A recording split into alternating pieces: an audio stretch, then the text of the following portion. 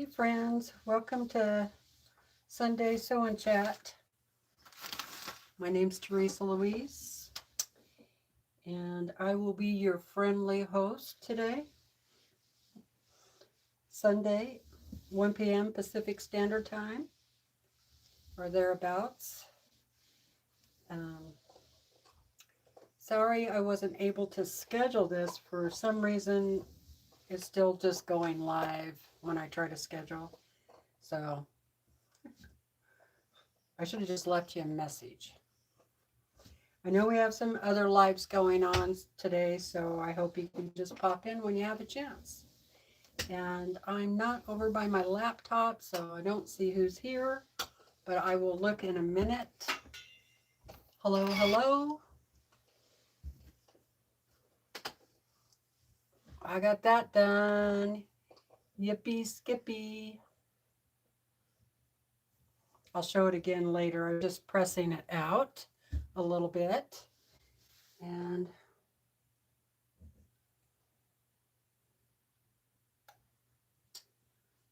there that is. Okay. I know I'm over here in a weird spot, but this is my big ironing area. So that's why I'm over here. I found a couple of other pieces of fabric that I want to use over on the horse. I feel like would be a nice mix of a little bit lighter and dark for my number 5 and 4 colors. It's actually really pretty. Let me show you.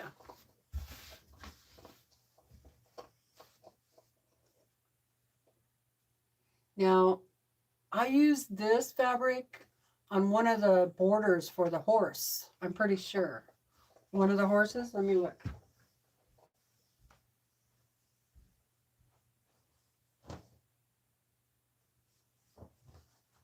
Yeah, I did on the purple one. And then I have this one too. I thought would work really well. And again, these are all batiks. Can you guys hear me okay and all that stuff? Let me go over here and look at my laptop real quick. Oh, it shut down on me.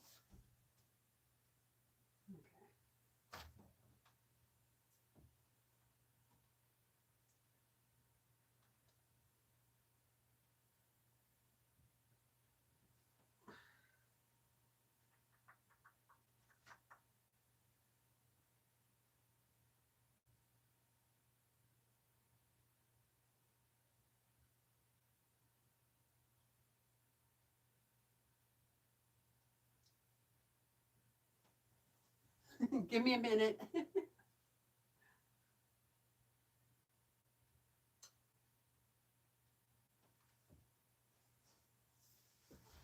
I'll just keep walking back and forth.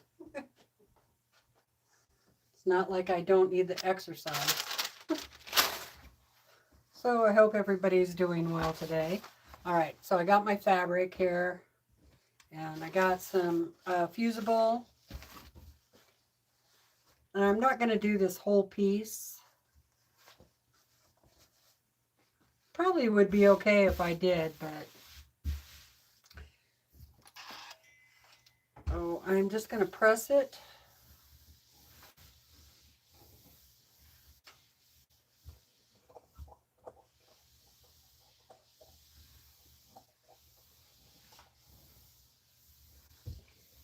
Well, our weather is turning cold. We had some really nice weather the last few weeks, and but now it's back to being cold, and it's going to get colder, and it even looks like we're going to get some more snow in April. So April snow brings May rain, I guess. May showers, I don't know.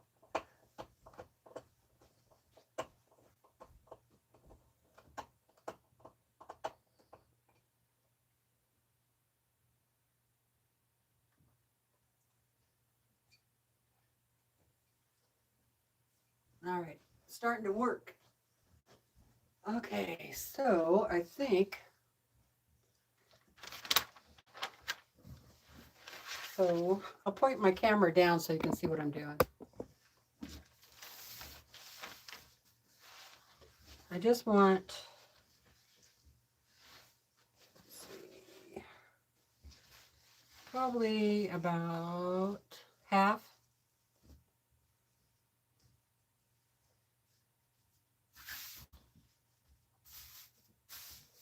So I'm just going to go ahead and cut it here first.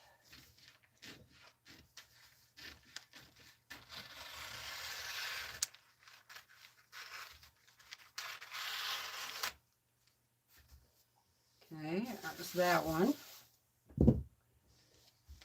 And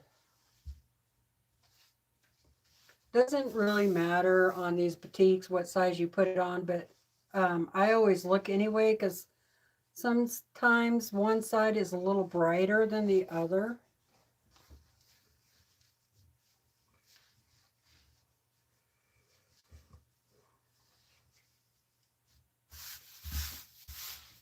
All right, so I will just press that down.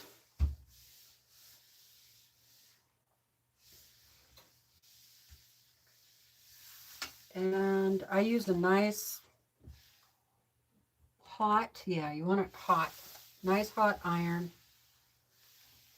And some of the fusibles you use steam. So read the instructions.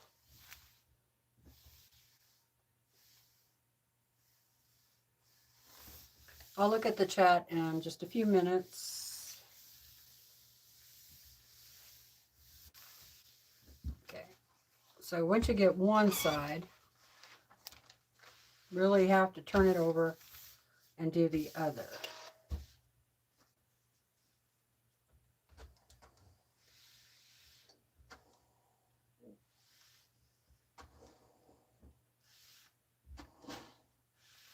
And I do like to use steam.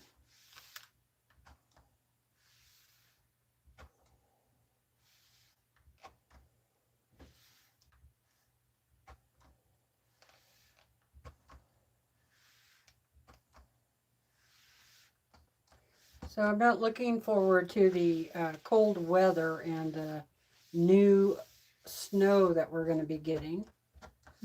Especially since I'm starting to have a little bit of flowers come up, like daffodils and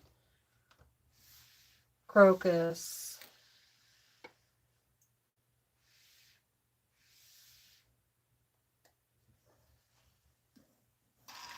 I'll let that cool for just a minute.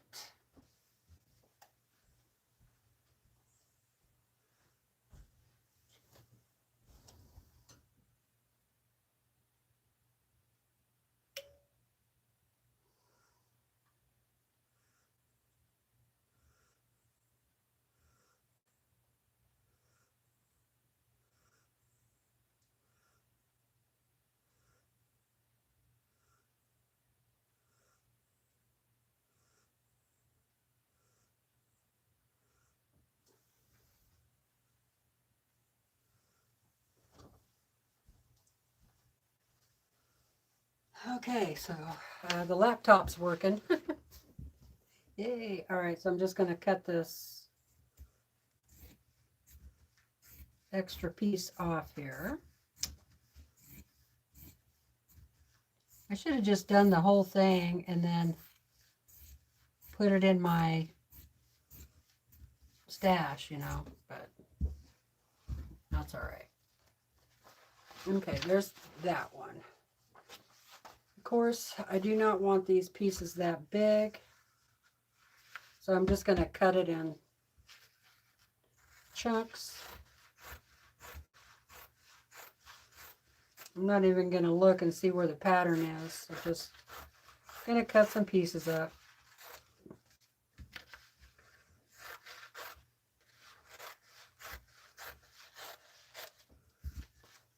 Okay, there's that one I can use. And now I want to use a little bit of this one, I think.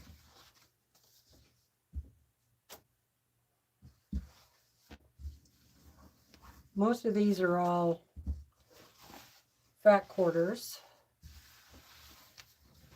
So I'm just going to cut this one in half. Let's see. Do I want it that long or okay. This side is less long, so I'll turn it this way. Still going to have some hanging over there, but that's all right. Okay, about that much I think is plenty.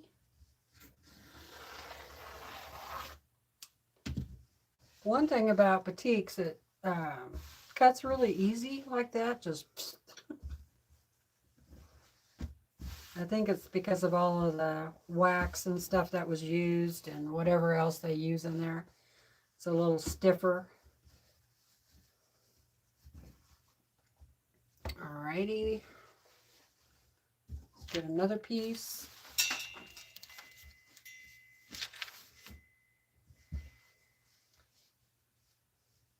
There.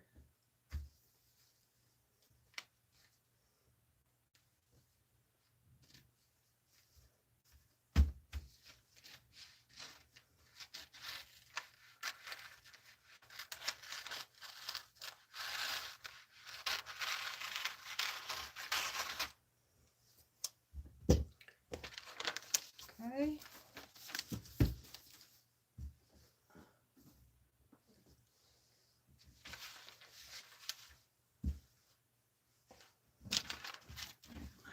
Press this a little bit.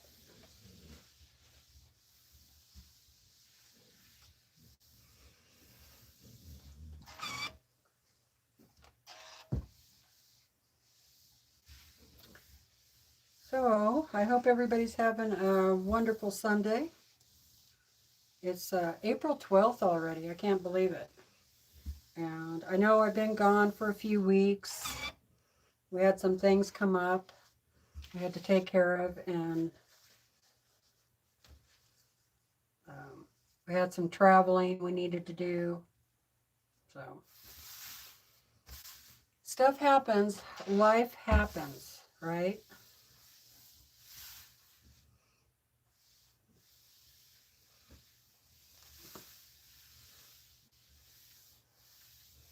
It's also been so nice outside a few days ago, but I actually worked out in the flower bed for a while. Got those cleaned up.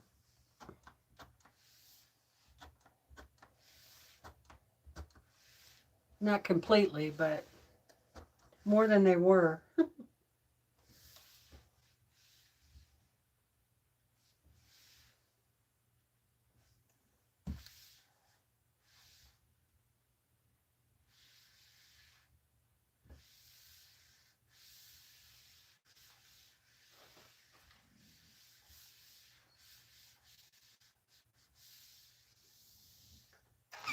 Okay, now let that cool up. Cut off my excess here.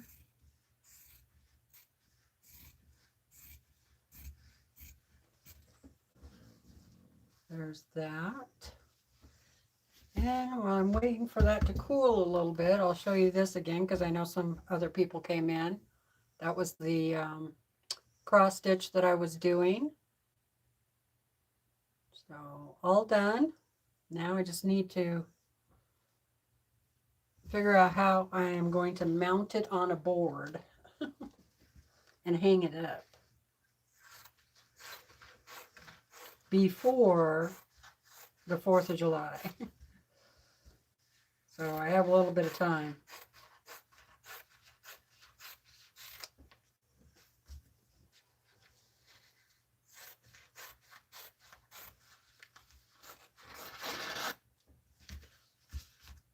I didn't cut those very straight, but that's all right. Oh, and that one got a little wrinkly. Oh well, that's okay. All right, there's those two. So I can turn this iron off. and I'll go sit down and look at the chat until I find another piece that I want to iron on. Okay, hold on, you guys. I'm going to lift the camera.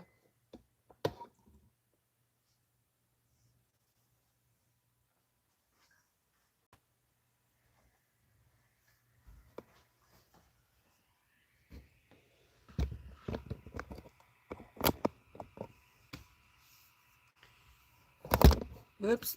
Sorry. Boy, I'm just really bouncing you around, aren't I? Okay. Let's see who we have here.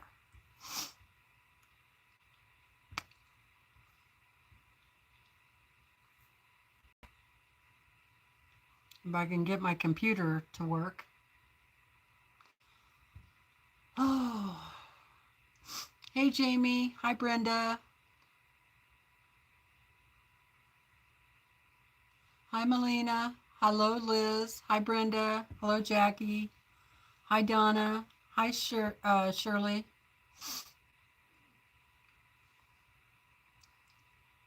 Hey, Marla. Hey, Suzanne. Let me see if I can get it to go back up to the top. Or was that the top? I guess I am at the top.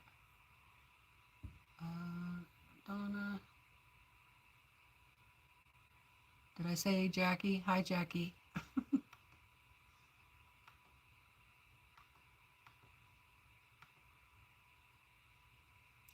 Oh, yeah, Willa was chewing on her bone there for a little bit. Hey, Melanie. Jamie says it's warm and windy. Yeah, boy, we had some windy days. Hi, Nancy. Thank you, Nancy. Hi, Polly. Hi, Mary. Hey, Jess. How's it going?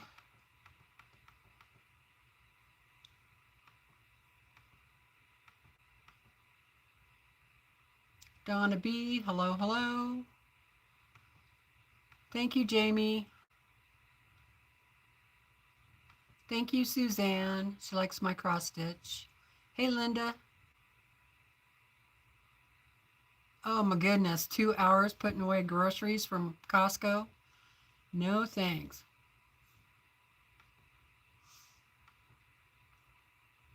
I used to do the Costco thing. But it's so far away now for me that I don't. Hey, Terry. Gonna lurk? Yeah. Hey, Heather. We're flying. Hi, June. Okay, I hope I didn't miss anybody. If I did, say hello again so I can. Oh, Lorraine. Hello, Lorraine. Almost missed you there.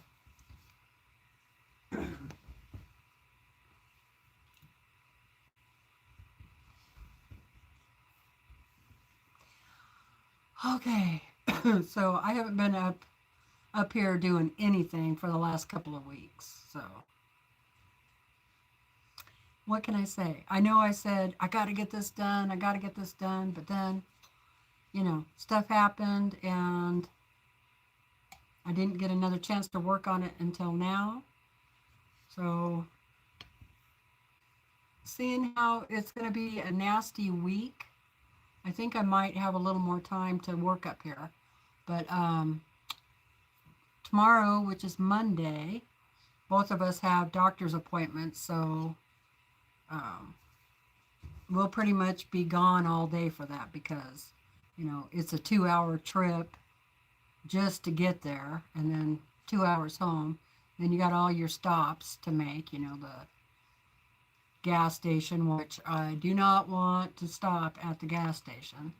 And, but, you know, gonna have to. If I want to get home, I'm gonna need gas. So, and of course, then there's the pharmacy. And I want to stop at the quilt shop, which I haven't done in several months, but only because I need to get some floss. missing floss. So, which I just cannot hardly believe. Now, I do have enough floss to, you know, like substitute colors and stuff, which I have done. But I figure I'm going into town on Monday anyway, and they look like they could be. Well, number one, I'm going to need a lot of it for this next project that I'm doing. And so I don't have anything that really goes right together like it should. So I'm just going to stop, you know, pick up a 89 cent of DMC. And yeah, I might look around at the fabric. Of course, I'm going to look around at the fabric.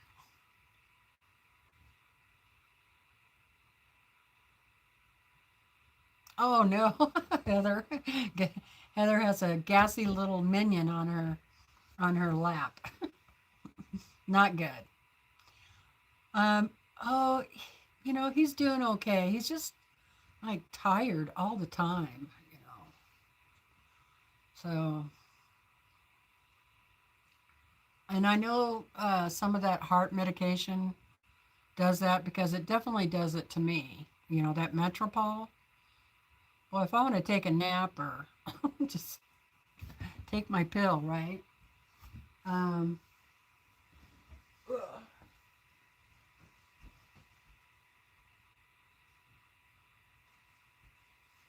and yeah, that'll put me right to sleep.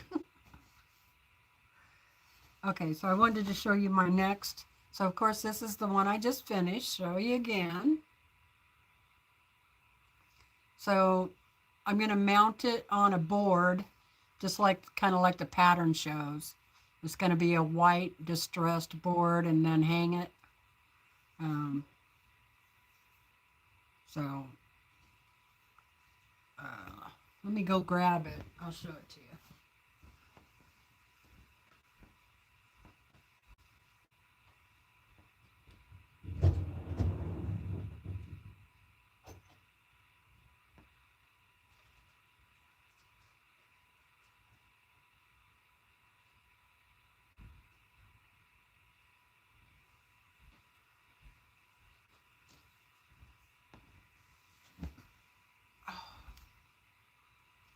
This is the pattern.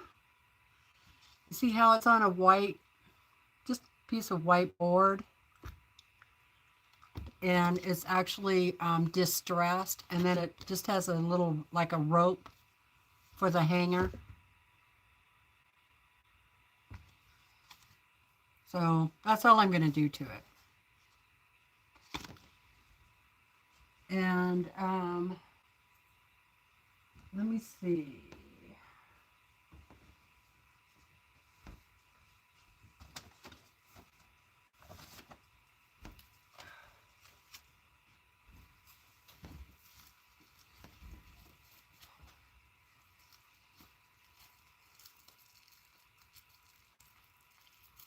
Oh, that's how he is after his nap, gassy. Jamie, did you ever get this pattern? Just out of curiosity.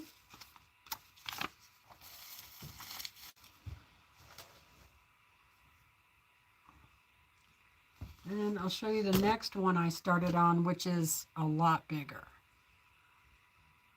And it's another Lori Holt, because my local quilt shop, they mostly buy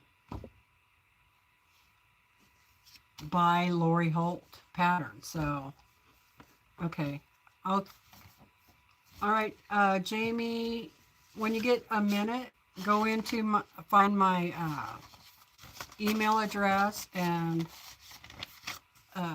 send me your address. I probably have it, but who knows where it is now that I've changed the room around. And I'll mail you this pattern, okay? Because I know you said you liked it. So, and you were like the first one to really say that. So I'm just going to send it to you. because I'm never going to do it again. Once I do these patterns, I really have no desire to do it again. And I suppose you could do it in different colors and stuff, you know, but I'm just going to pass it on. And it's in good shape. I didn't write on it anywhere, you know, it's in good shape. So if you want it, then yeah, send me a message with your address. Okay, girly?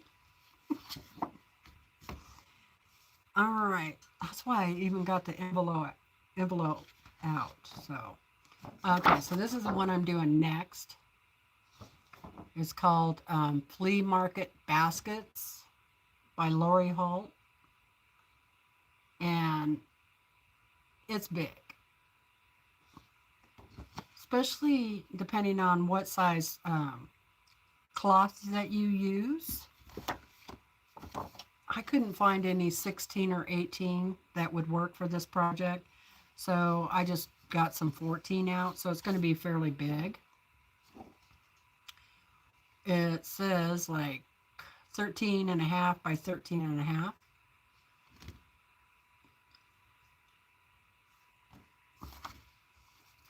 And so you get, of course, you get the color chart.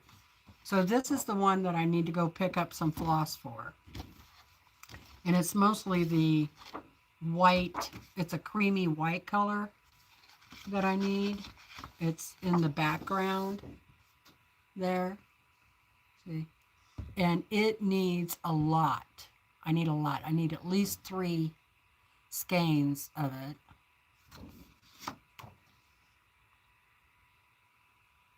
It's all filled in, so it's not just like a white background.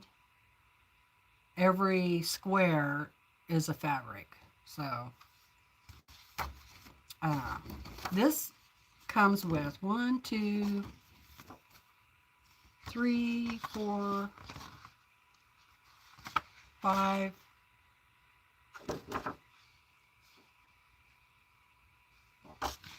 6 instruction pages. That's a lot. So it's big. Okay, I'll show you what I got so far.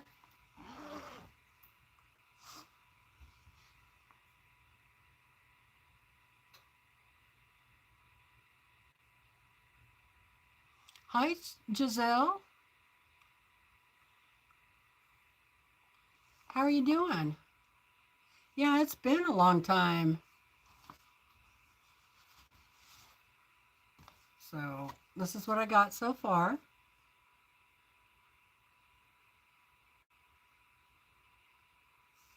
So that's been the last few nights.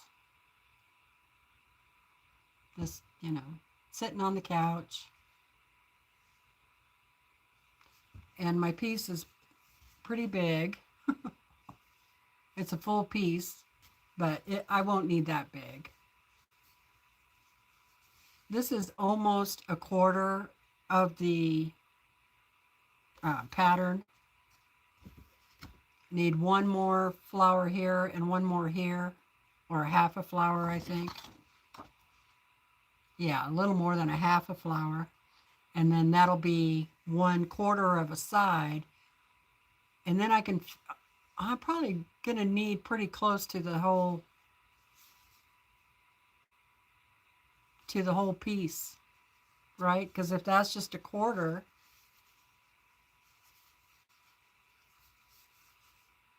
yeah. So probably a good thing I didn't cut it. I just thought this would be a nice pattern to hang up in the sewing room, you know. So that's what I'm working on. And then one of these days I'll go through the rest of my patterns that I've already done and, you know, pass those forward also. Here is my wallet. So it is full.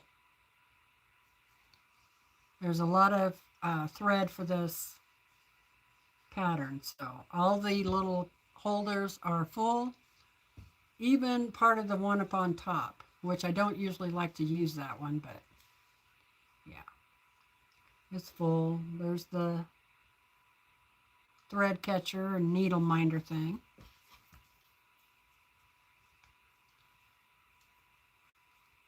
And this is the color that I need to try and go 1 or 2 colors lighter than this. So I need to make a list.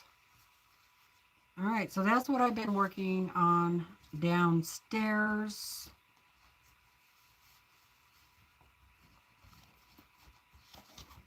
Flea Market Baskets by Lori Holt.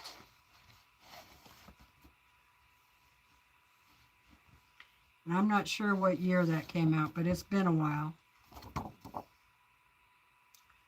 2021. Oh.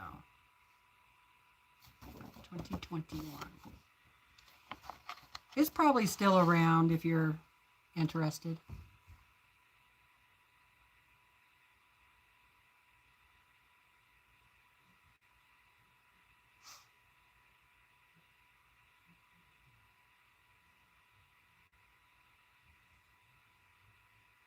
Oh, I'm sorry your wrist is hurting. That sucks.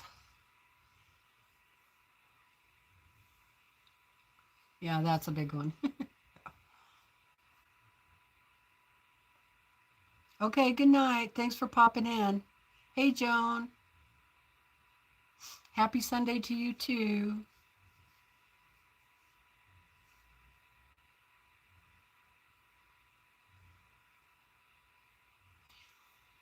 Yeah, I like 14 or 16 count. I think 16 count now is like my favorite.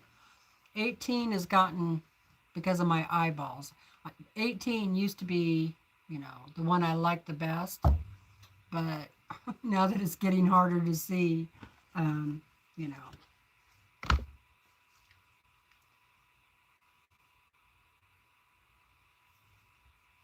I like the smaller ones for like Christmas ornaments and stuff like that.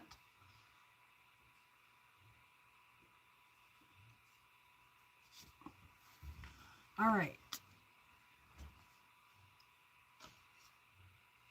Let's see. What was I doing here? I was doing 5. So I'll work on that for a little while.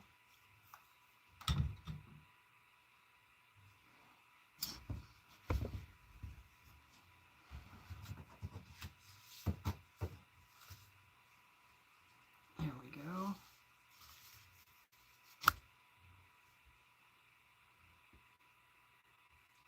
Just going to kind of straighten up my area a little bit.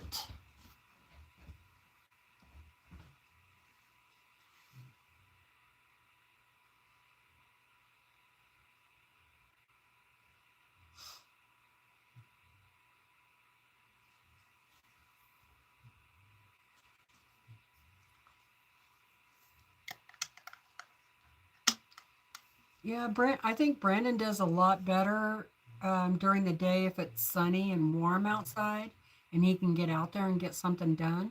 But when it's cloudy and cold, I mean, it does it to me too. It just makes me tired,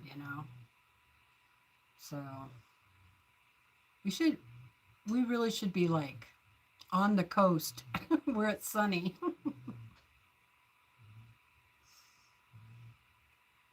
Problem is all the people. If I can find a coast that was, somewhat quiet, I'd be there.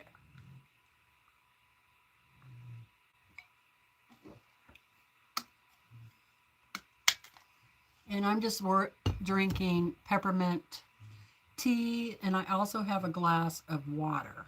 So, all right.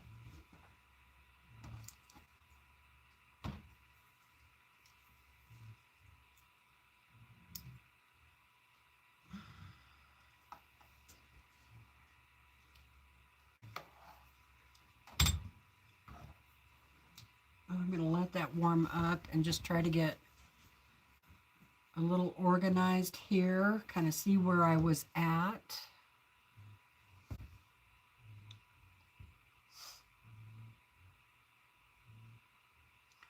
So are you guys sewing today, or cross stitch, or crocheting, or cooking, or anything fun?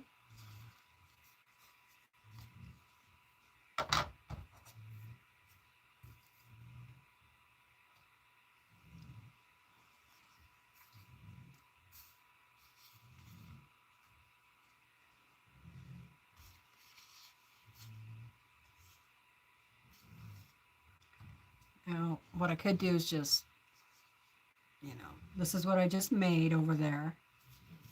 And I could just like cut out some, pre-puzzle pieces.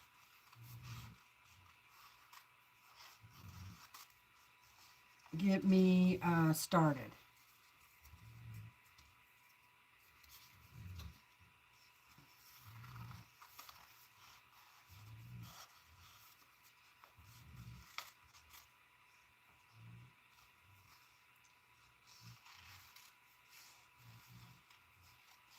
You know who is over here snoring?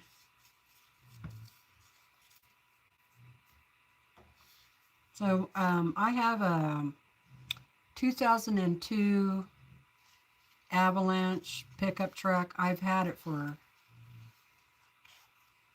I want to say close to 15 years probably. It was like one of the last vehicles I bought when I was still working, and it was used when I bought it, but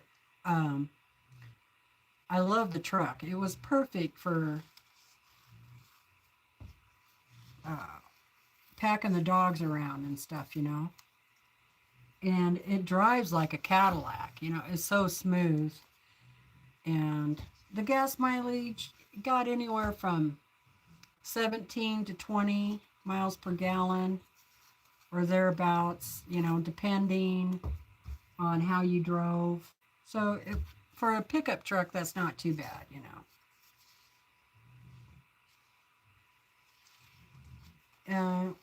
And I've had to do a few things to it. We had to put a new fuel pump into it quite a few years ago, and just some maintenance stuff. I ended up buying my own tester that you can hook up to your engine, because now you might find this hard to believe, but even though I'm not a mechanic, I am quite mechanical. And I used to work on cars when I was a kid with my dad and my brothers, and then I had a few boyfriends who had race cars and stuff like that, so I kind of learned some stuff. And I can do a lot of basic things for sure. Like I even, on my Buick Skylark, I took the heads off and then took them in and had them refurbished, and then put the heads back on. So I don't know if I could do a lot of that anymore, especially all the heavy stuff or the things that come apart really hard. But, and I still like to help Brandon, and Brandon likes having me help him, as my hands can get into a lot of areas that his hands can't get into. But so my point is, I need to replace all the rubber sills. The back of my truck has 3 covers, that you can take off one at a time. And all those rubber sills on them are getting pretty old and cracked. And especially in where the rear window is. So of course that leaked this winter, and my floorboard on the passenger side was full of water on the driver's or on the passenger front and back. Um, so I had to get the shop vac out, which, if you remember correctly, this same thing happened to me with the Buick when I had it outside for a while. Um, but the carpet was so trashed in it that I had to throw it out and buy new carpet. We should have built more carports when we first moved here. I mean, we have a nice large garage, and depending on what size cars you have, you can get 3 or 4 in there. And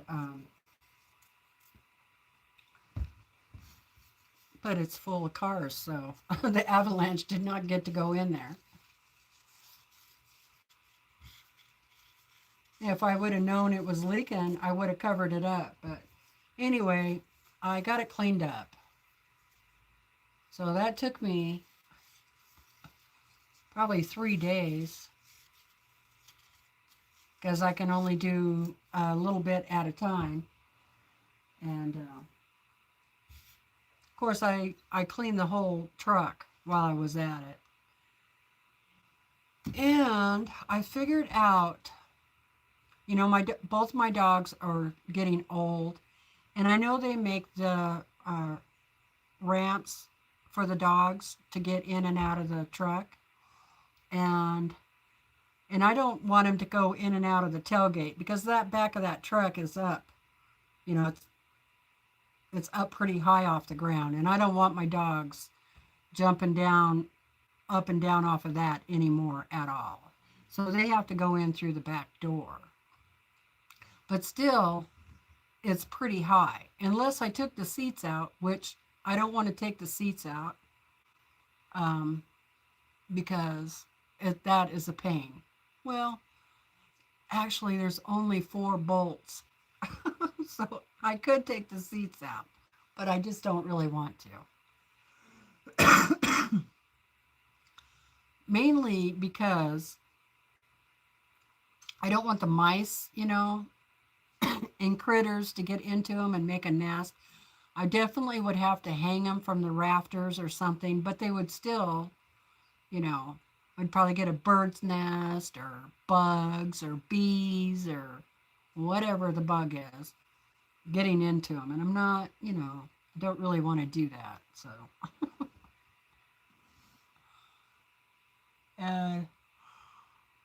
oh, sorry. So I'm trying to figure out a way to have a ramp that I can move around pretty easily. Just a, you know, a slow incline. Okay. Well, since I had the back covers off of the pickup truck, I was like, you know, that looks like that is just about the right size, because it's like 2 feet by whatever the width of the truck is. And I do have the steps, you know, that go up into the truck. So there's kind of like a shelf right there. All right. So I was playing around with it, and I think it's going to work. So I can take that cover and lay it on that step, and I get a walking surface, you know, about that high. Okay. So what I'm going to do is on the inside of the cover, on the inside of the cover, I'm going to glue down like indoor, outdoor carpet, that green stuff, or blue, whatever color. But it's really, or marine grade type carpet. And so I'm probably going to need a piece, probably 1.5 feet wide by 2 feet, 2.5 feet maybe. And I'm going to glue it on the inside instead of the outside. Because if it's on the outside, you know, that won't look good. So I can hide it on the inside. And so I've already practiced this whole thing with Willa. She's such a good sport. I'm like, I took just a piece of carpet. Actually, it was a horse blanket, right? And I put it on there on the cover, and I put it on the step, you know. And I'm like, okay, Willa, let's try this out, baby. And she was a little nervous about going up, you know. But she did it with a little bit of encouragement. She went right up and got into the back of the seat area. But I didn't want to try it on Annie because her back end is so bad, you know, that I don't want her going in and out. And she gets so anxious and stuff, you know, that I didn't want to test it out with her. But I mean, she's going to have to do it someday. So that's my plan. We used to have a ramp for the dogs quite a few years ago, and it was one that would fold or push in and pull out, and you know, so you could have it different lengths and this stuff, and all of the dogs hated that thing. It was a big heavy plastic thing. They all hated it, so we got rid of it. Yeah, turf.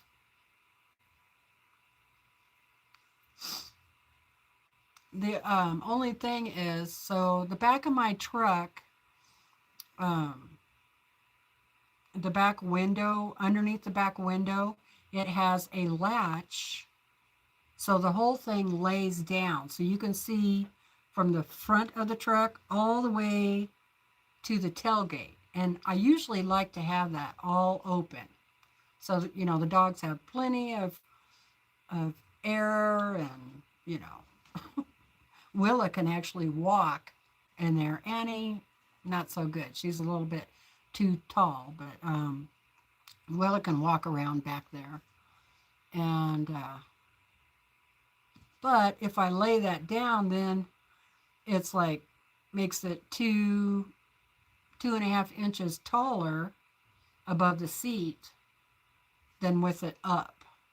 So that's why Brandon wants me to just take the seats out, because then they wouldn't have very far to walk up in there at all. And I actually thought about taking the small seat out. So one of the seats is smaller, a single seat, and then the next seat is like a double seat. So I was thinking I could take the smaller seat out, and then that would give them another step in. And that would make it a lot easier for Annie. So I'm still thinking about that. I might do that. So, anyway, that's been the big dilemma in my household for the last few days. I love my Avalanche. I really should trade it in on something else, but it has been my favorite vehicle of all time. It just runs good. It rides good. It's been a good vehicle for the dogs. You know, you can go fishing in it. You can haul things behind it. It's just been a good truck. So I wish they still made them, but of course it would be way, way out of my budget. Way out of my budget.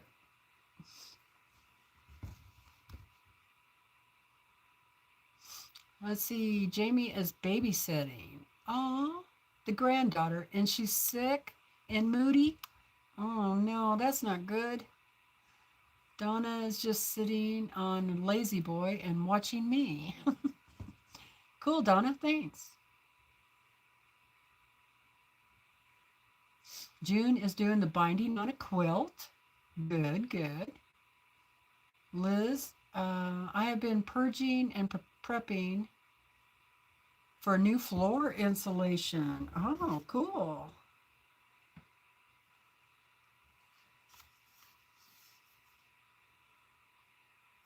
That is always nice. Let's see. Okay.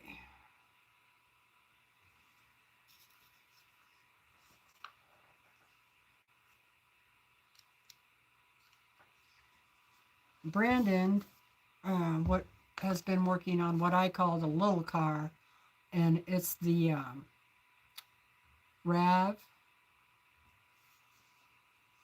I don't know if that's pronounced right, but and it's an older one, and it's kind of like our little beater car. It's the one I go up in the woods in, and you know, we go mushroom hunting or huckleberry, or we take it fishing. It gets really good gas mileage, but he needed to put a new seal around the head because it was leaking oil. So hopefully that's fixed now. And I do take it to town because it gets such good gas mileage, but I would prefer to take the Avalanche because it's more comfortable.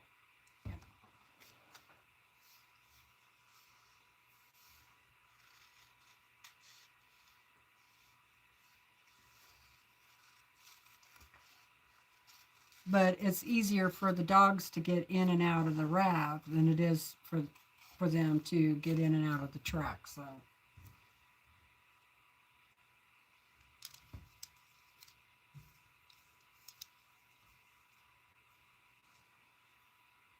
there's that, you know. And that's, I guess, the main reason why I keep taking the little car, especially for Annie. Her left hip is getting so bad, poor thing. And we have her on all kinds of medicine, you know, but it's just some of those labs, you know, just have really bad hips. And I would say she's as bad as a German Shepherd, you know. German Shepherds get really bad hips also.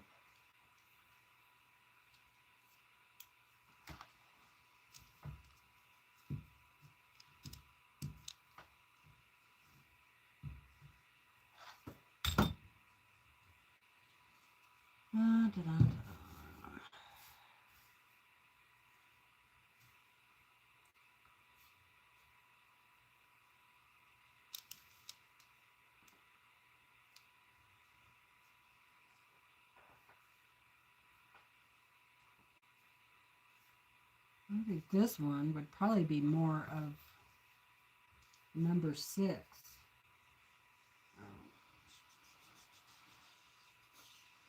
Better set that over there. Need something a little lighter than that.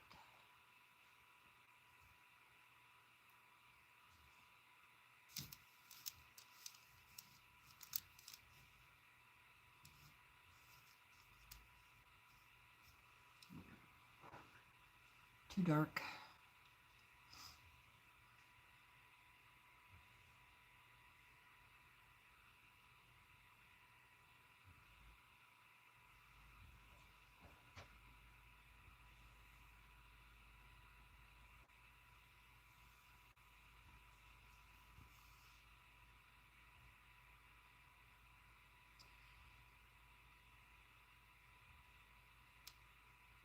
Hi, Jan.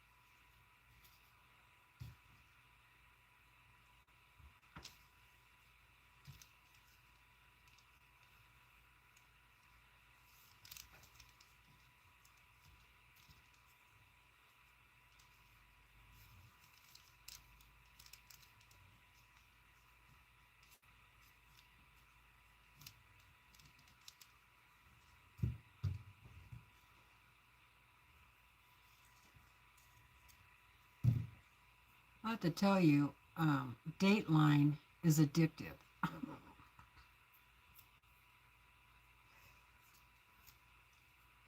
And they end one and move right into the next one so fast that, by the time you realize it, you're already caught.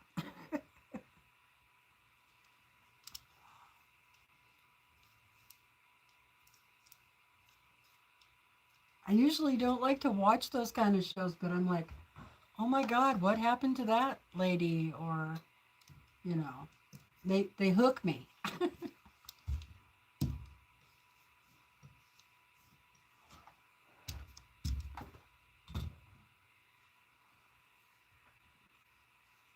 Hey, Terry.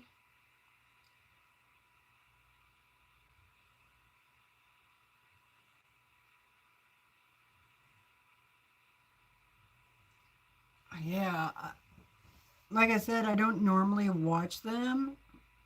I mean, Brandon watches them all the time. And so I kind of see them going on, but normally I'm like listening to my book or something and doing some cross stitch or whatever. And so I'm not really paying 100% attention to it. But for some reason, when Dateline comes on, I'm like,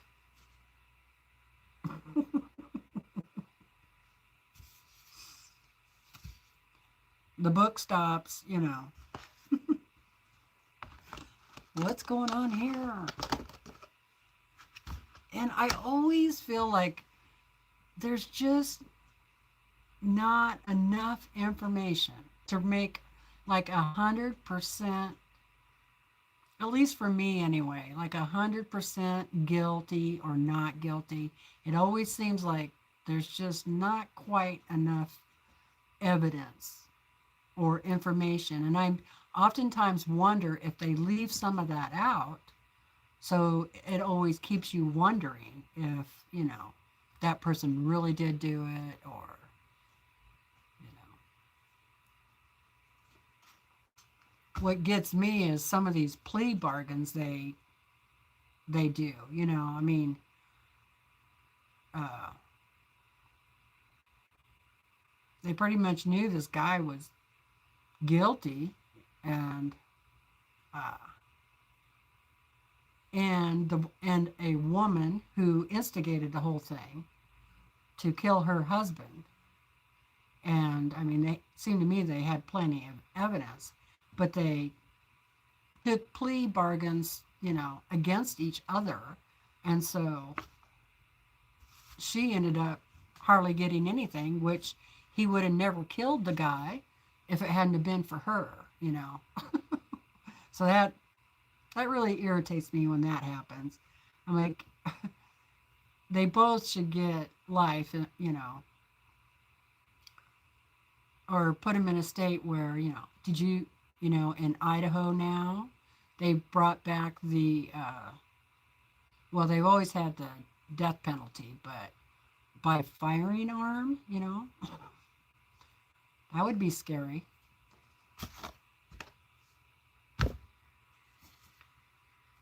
So, better not do something and get caught in Idaho, or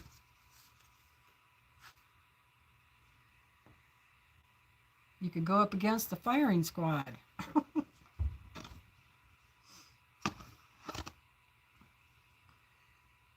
uh,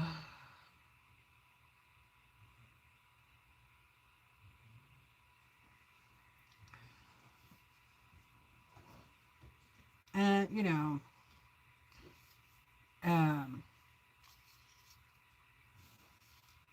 I guess I wouldn't mind a plea bargain so much as if they still got at least 60 years, not 13.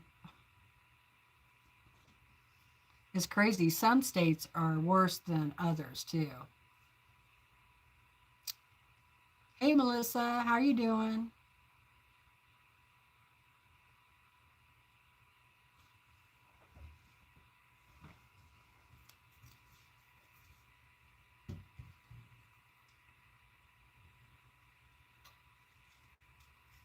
I'm just dandy.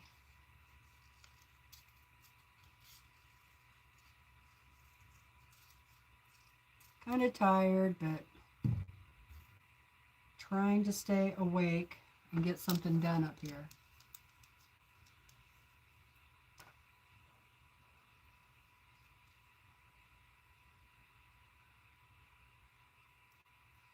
Oh, nice. Yeah, that would be nice. I did that last week. I was wearing, more springy clothes, and now winter's back. And this week, yeah, it's going to snow again, so.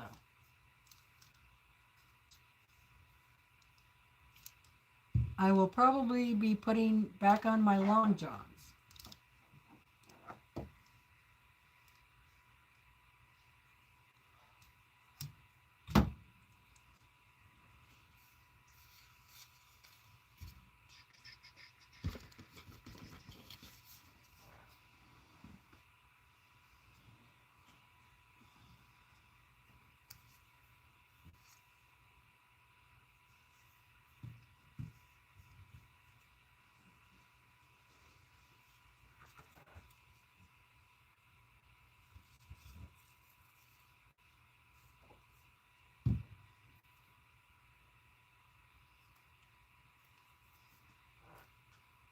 Which I really don't want to do because, I'm tired of wearing all those clothes.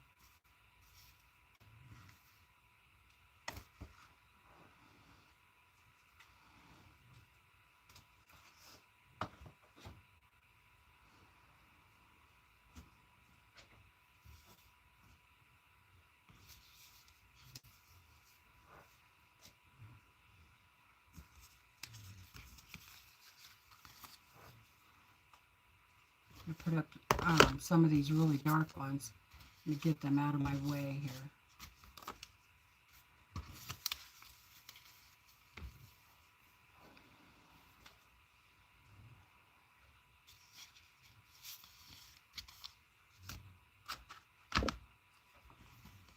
Okay, let's see. Good one.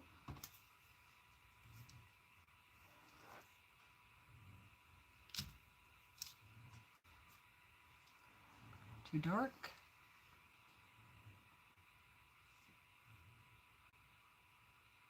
Oh, you're asking, yeah. Yeah, we always get a surprise April snow also.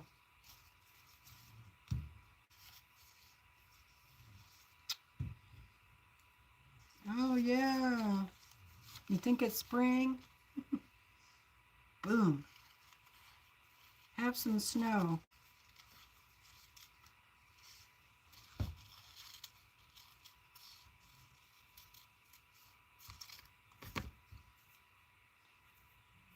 Although, it hasn't been that bad of a winter for us at all over here compared to what it usually is.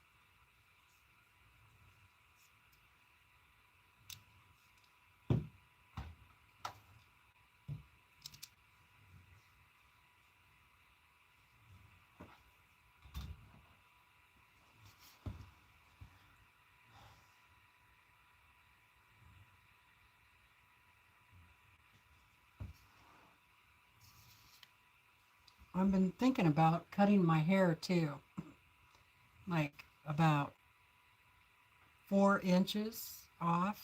I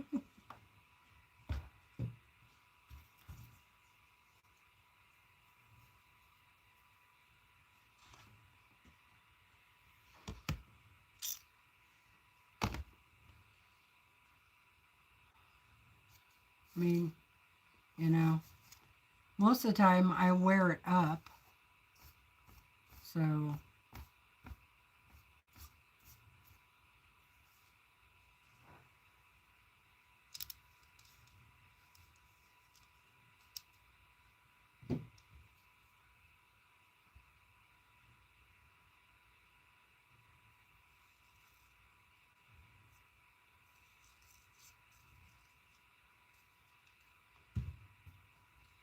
sometimes I just like to get a spring haircut.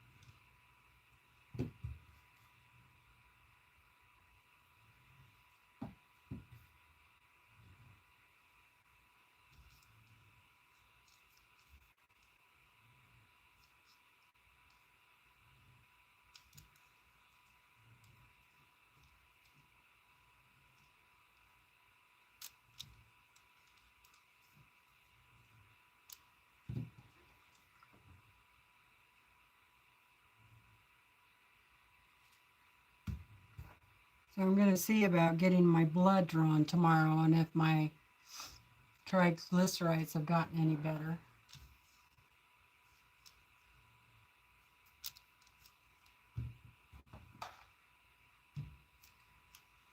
I've been trying to eat better. Eat less sugar, processed foods, bread.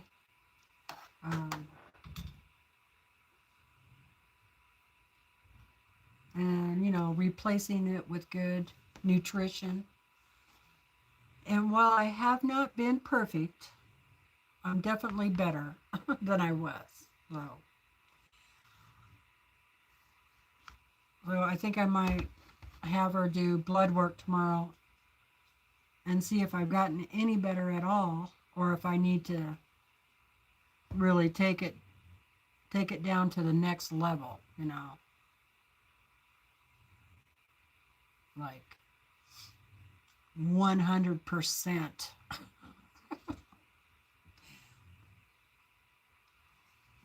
None of this, none of that, none of that, none of that. Because I really don't want to take any medication. I take enough medication. I feel like, you know, be better to make things better with nutrition.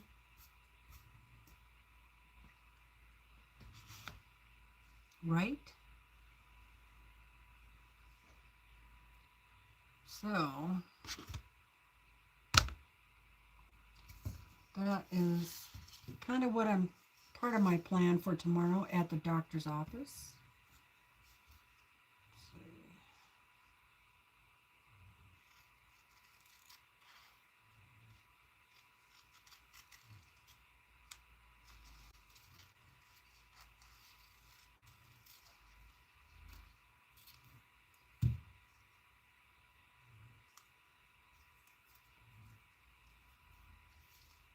I know one thing, I have lost weight.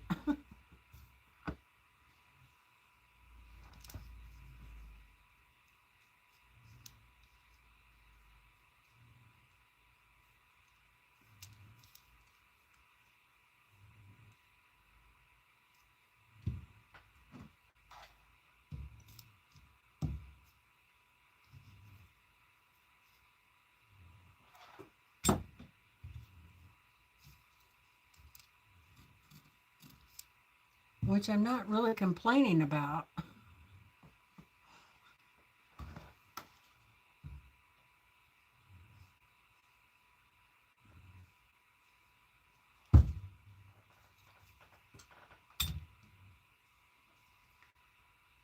I've really like cutting out the potato chips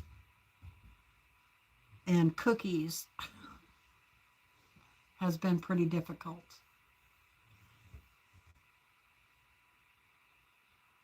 But I did find some keto type recipes out there for making your own chips, like out of cottage cheese. That looked interesting. So I might try that. Has anybody tried that? Cottage cheese, potato chips, or snack, like snack crackers. And I've been trying to eat more fish, even if it's tuna fish or not a lot of sardines, but I like those kipper snacks. Those are okay. And just regular fish. I've been eating more fish, chicken, still red meat, but I probably eat red meat like twice a week and not much of it. Not that I think red meat is bad for you, because I don't. I'm just not a big red meat eater. So,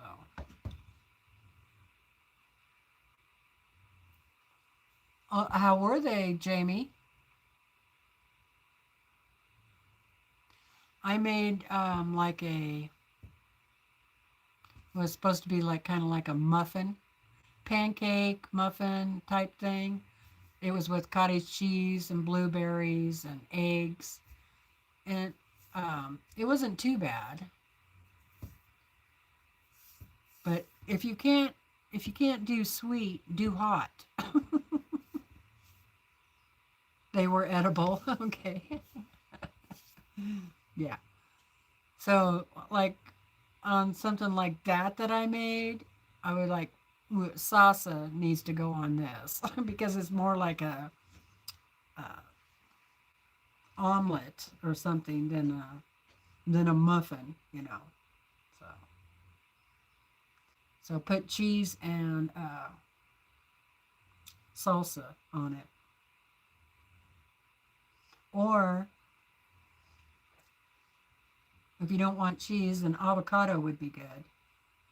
Avocado and salsa. That would be good. Sour cream.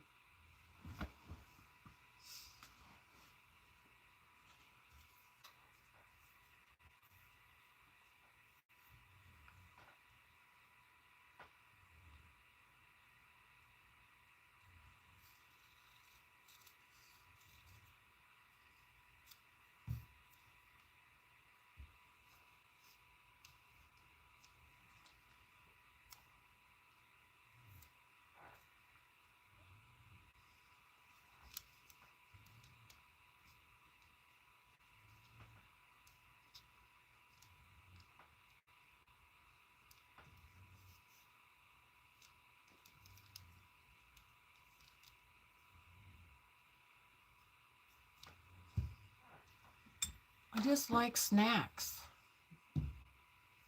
I'm a snacker. Nibble throughout the day. I've always been that way. But I do have to say that since I've been eating a good protein rich breakfast, I do feel quite a bit better. Feel like I have more energy early in the day to get, stuff done. I don't get that sugar crash, you know, by eating the chocolate and cookies and stuff, which is good.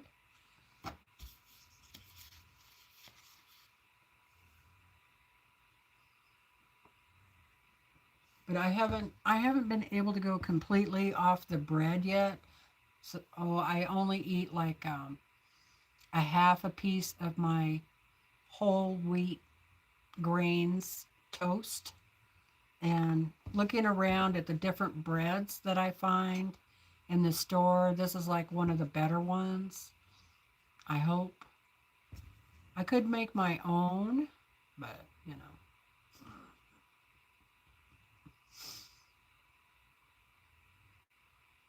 Oh, pork rinds.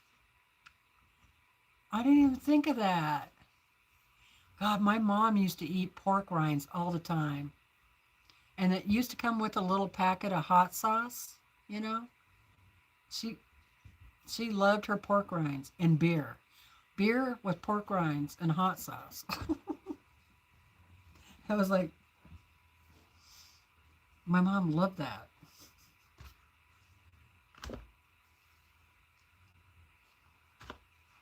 But yeah, I do like pork rinds. That's a good idea. So you can have pork rinds. Okay.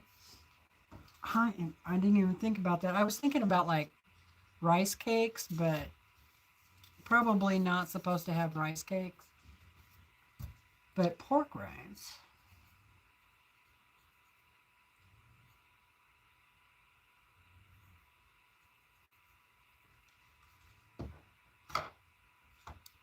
And I know there's nuts, walnuts, and stuff like that I can have for snacks. Pistachios. I love those.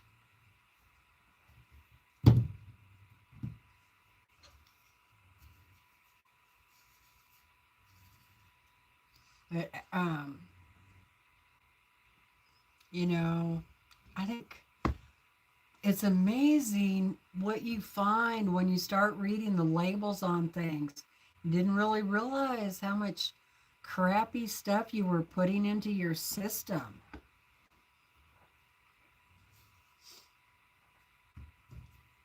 It's no wonder America is so sick.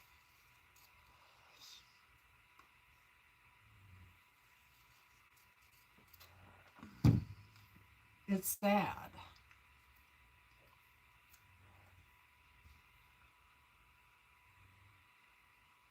Remember when I was young, everybody had gardens, you know.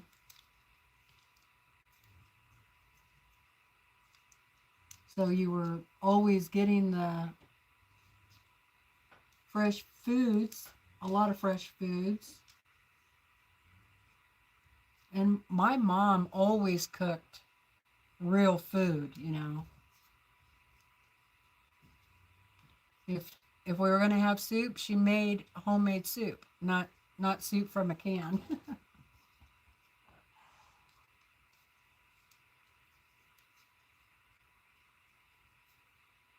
But as time went by, things just got busier and there were foods out there for us that made life easier.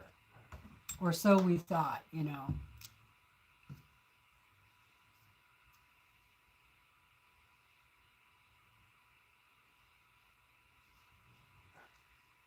So we thought.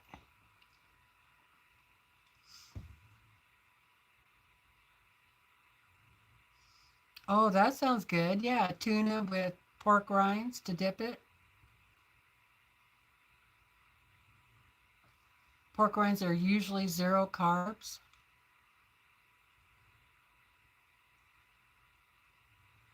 My mom is and was a junk food junkie. I don't know that my mom was actually, if she was eating pork rinds, then she was eating something not too bad, right?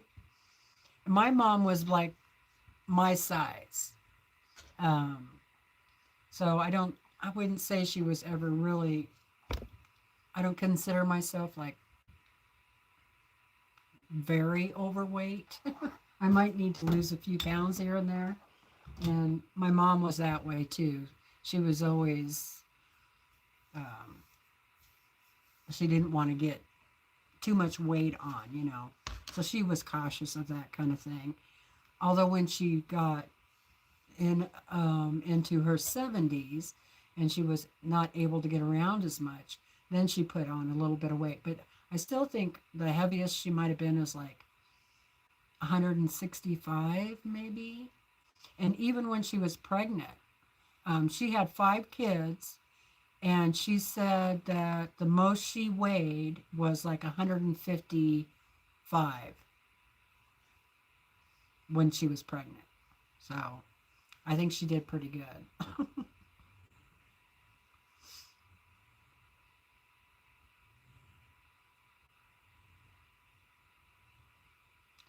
Whereas there are other people, and you know, on my mom's side that are, you know,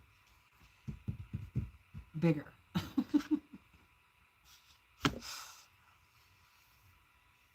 They always said it was because they were Dutch, but I'm like, no, it's probably because you're eating all that Dutch food.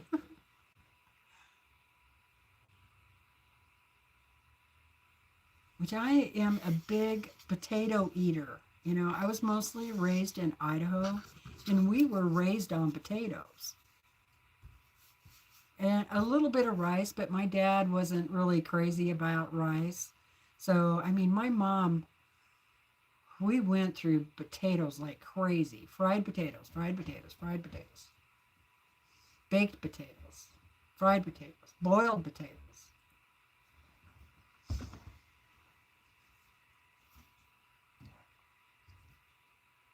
Bready potatoes. Potatoes, potatoes, potatoes. And we used to go to the potato fields, and I don't know if they still let you do this or not, but they used to let you come out and pick potatoes after the harvesters had gone through. So we used to go out in the fields and get potatoes. I mean, they were just everywhere, you know. And when you're trying to raise 5 kids back then, my dad was in construction. You know, he was a builder type person, laborer. So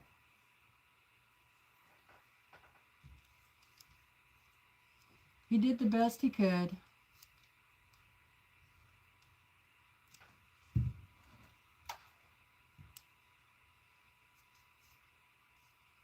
Till he had that motorcycle wreck.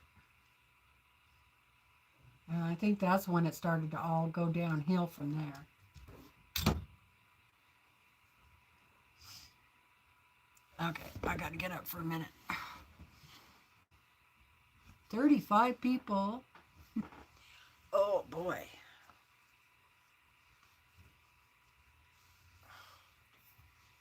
Legs got a little stiff.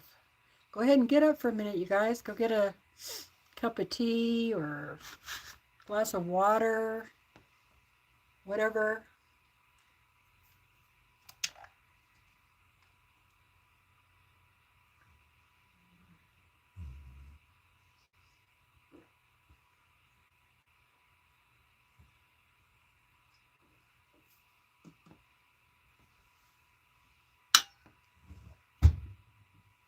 Walk around a little bit.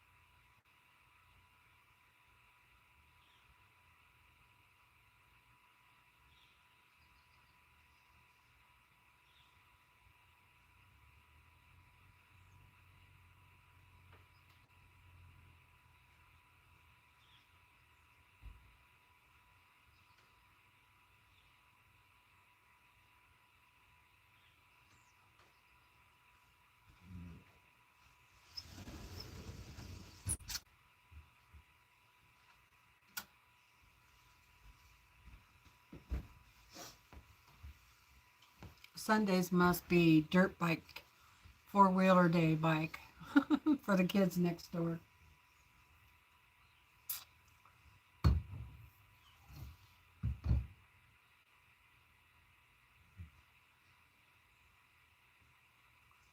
Cheese chips.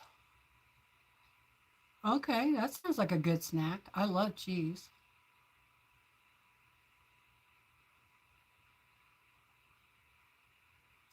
I just snack on the microwave pork rinds.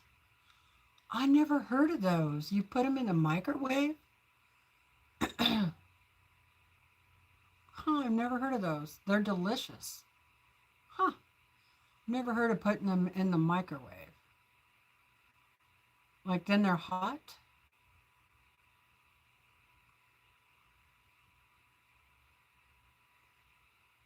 You mentioned cottage cheese. Try a drier cheese.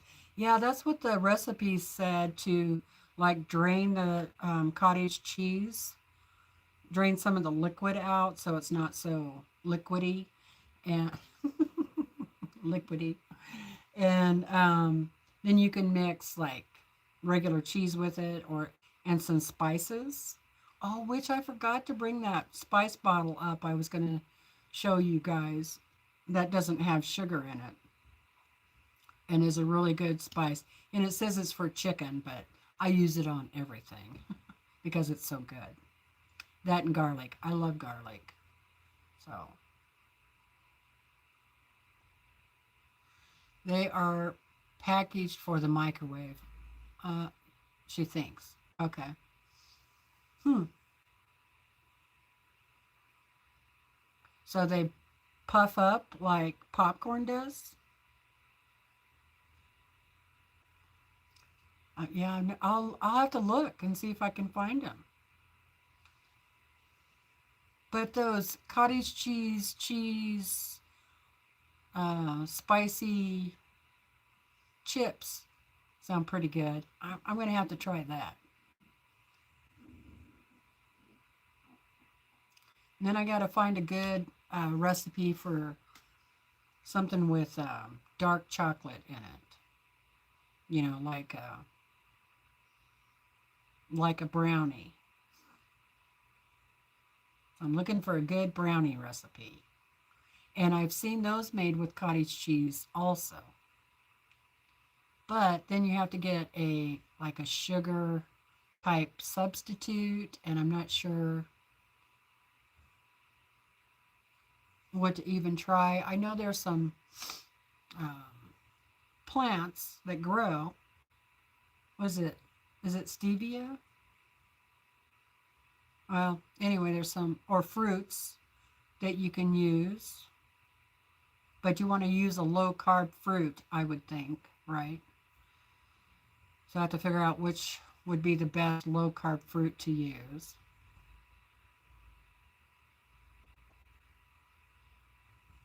It's too bad the huckleberries weren't sweeter. I could just use those, but they're pretty tart. Of course, a chocolate tart brownie might not be too bad. I'll have to practice some stuff.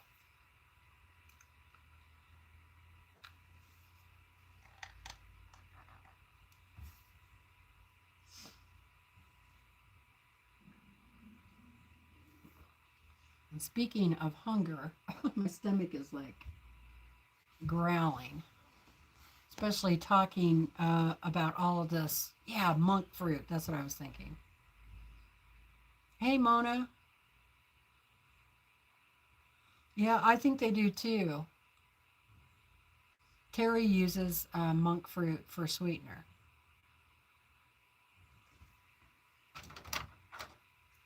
I'm going to see if I can find that.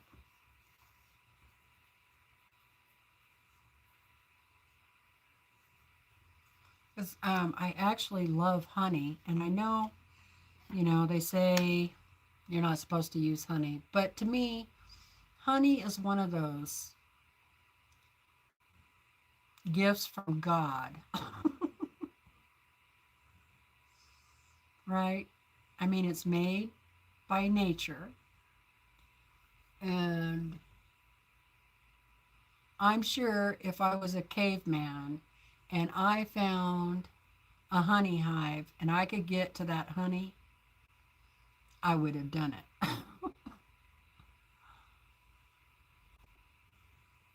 Mona uses honey and sugar. Well, we're trying to cut out the sugar, Mona. We're trying to reduce our triglycerides and cholesterol, or I am. So real raw honey is what I would prefer from my native area, because it's better to have honey from your native area. You get less allergies. At least I do, you know. Cinnamon pills. I actually started putting cinnamon on my bread instead of jelly. So a little bit of butter, and then I sprinkle it with cinnamon. So I have cinnamon toast, and I'm only eating a half a piece of, my wheat toast. And so I've cut back on that quite a bit. But you just started those today? I usually put cinnamon in my coffee. Kind of helps my stomach. And coffee's so darn bitter, So it helps take the bitterness out of the coffee.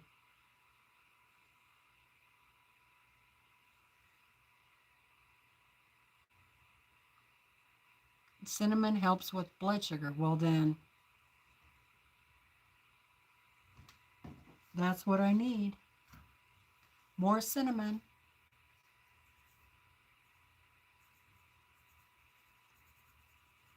So I could make cinnamon brownies.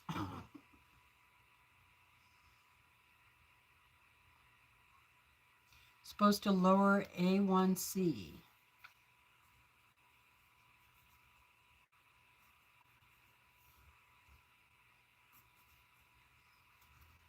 Okay, I'm talk to the doctor about it, and I might just get some cinnamon tablets. That's the other thing. I started taking a small vitamin for women over 50, which I am one of those. Cinnamon on oatmeal. Yeah, that's good.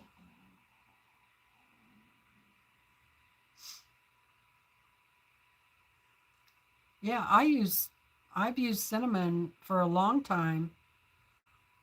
Obviously, that hasn't been helping me because I've put cinnamon in my coffee for years. So maybe you need to have more cinnamon.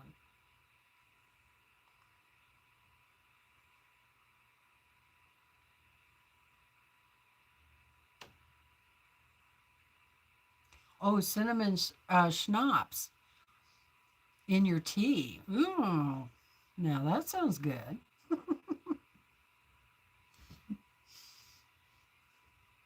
I wouldn't get much done through the day if I did that. Okay. I just really need to have better fabric here for number 4 and 5. I'm just kind of struggling with it.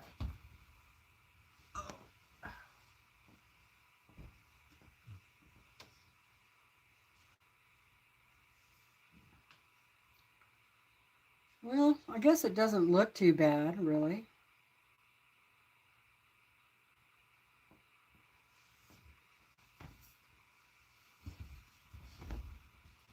Doesn't look too bad, okay.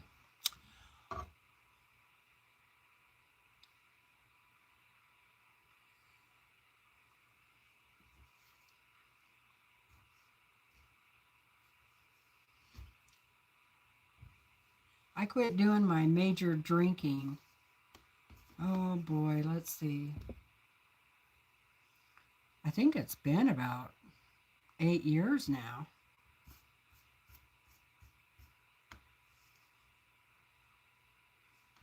And so now I could have a drink occasionally. It doesn't bother me.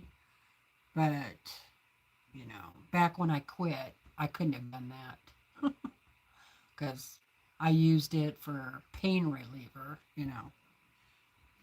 So, uh, but Brandon had to quit drinking, and it was just, you know, figured it would be easier for him if I wasn't drinking too. And so we both just quit.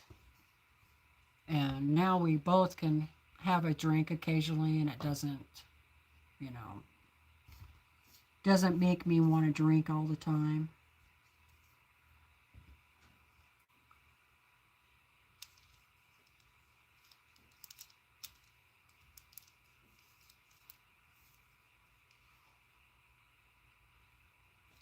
It's nice to just unwind once in a while.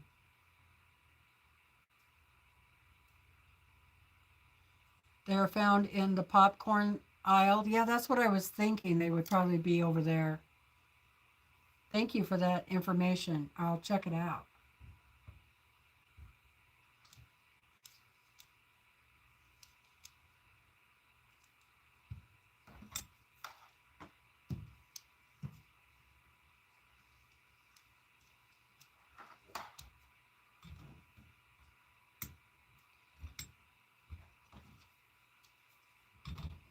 I do like popcorn, but you know, it gets stuck down in the gums, and that's not good. That does not feel good. Okay, let's see.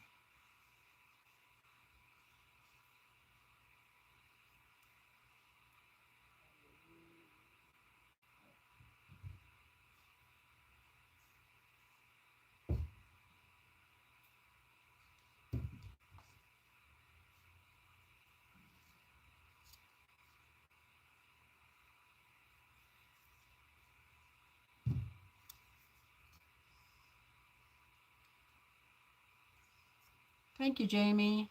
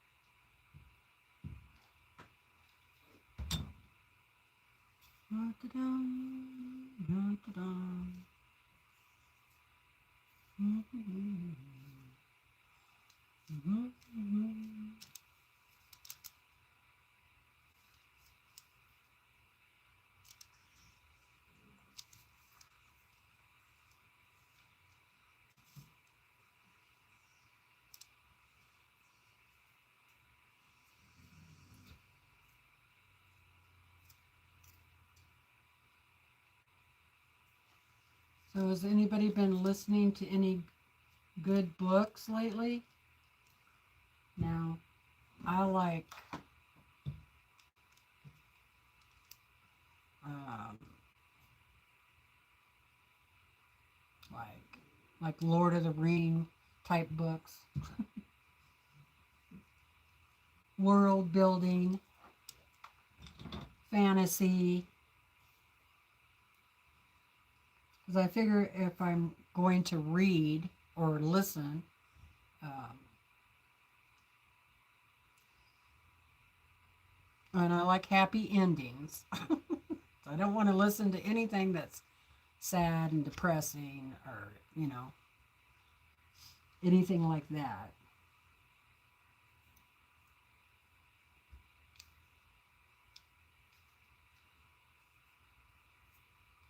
I like feel good.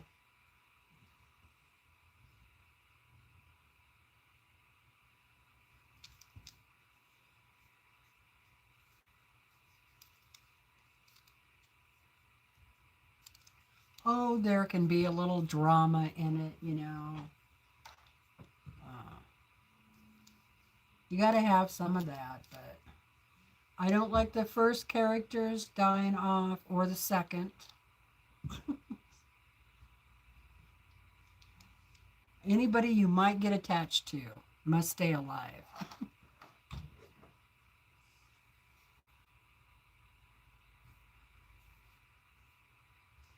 I read a book once. Well, like it was a whole series of books, really. And I didn't read the reviews first. I just went right into the next book. And the main character died at the end. I mean, it even made me cry. And it's, you know, a science fiction or a fantasy book, but the writing was excellent. The author was excellent.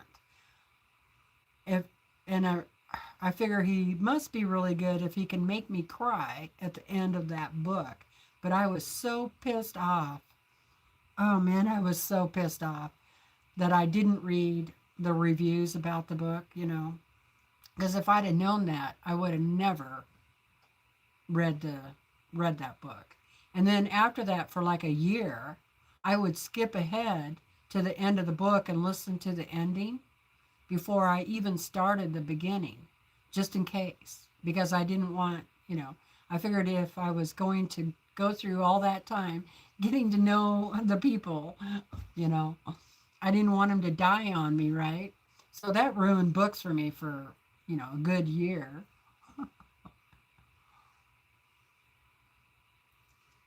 VC Andrews series. Yeah. Yeah, no sad books. Exactly. I mean, the whole reason I listen to them is to get a chuckle.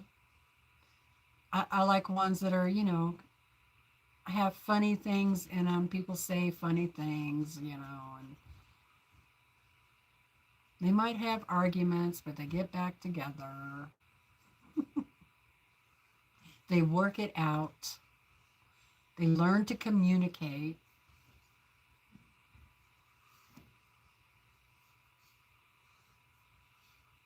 There are some books that I've read that I just go, oh my God, if you would just tell them how you feel, you know, you wouldn't be going through this right now. And then the author would have to come up with something for half of the book.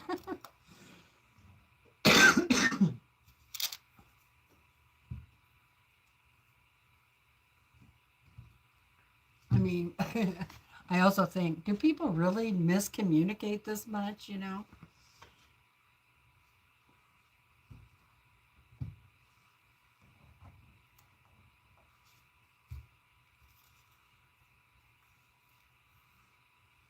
Of course, when I was, uh, back when I was working full time and I was working at a bank was one of them, and I also was a manager of some pizza parlors. But I took classes on communication, you know, like communicating with employees, which really helps you learn to communicate um, with everybody. Well, just about everybody. I mean, there are people that are hard to communicate with because they're just really angry people and they don't, no matter how you say something, they don't listen to you, you know, they don't, they don't hear you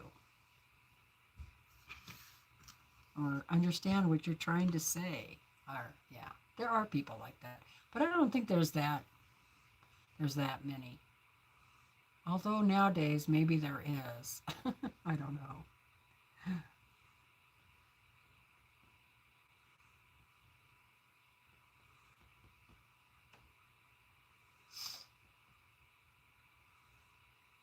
And yeah, I do like some like historical romance books, um, like, Highlanders, stuff like that. Uh, like Outlander by Diane something. Forgot her. It starts with a G. Well, I have all her books. She's an excellent writer. Um, those were really good books. The Outlander series. And there was romance, and there's some pretty disgusting things in there too. Um, Luckily, those were kind of few and far apart. It the book really wasn't as bad as the movie depicted some of those scenes, which really irritated me because I felt that they um, really went overboard with it, much more than what the book actually portrayed, you know. Um, and I even wrote negative comments about that part of the movies because I don't know if you guys know it or not, but there's a series on, I think it's Stars, called Outlander, and it is a pretty good series on TV, but it's much better in the books. And sometimes I don't always feel that way about, sometimes I think a movie's better than the book, but definitely the books are better.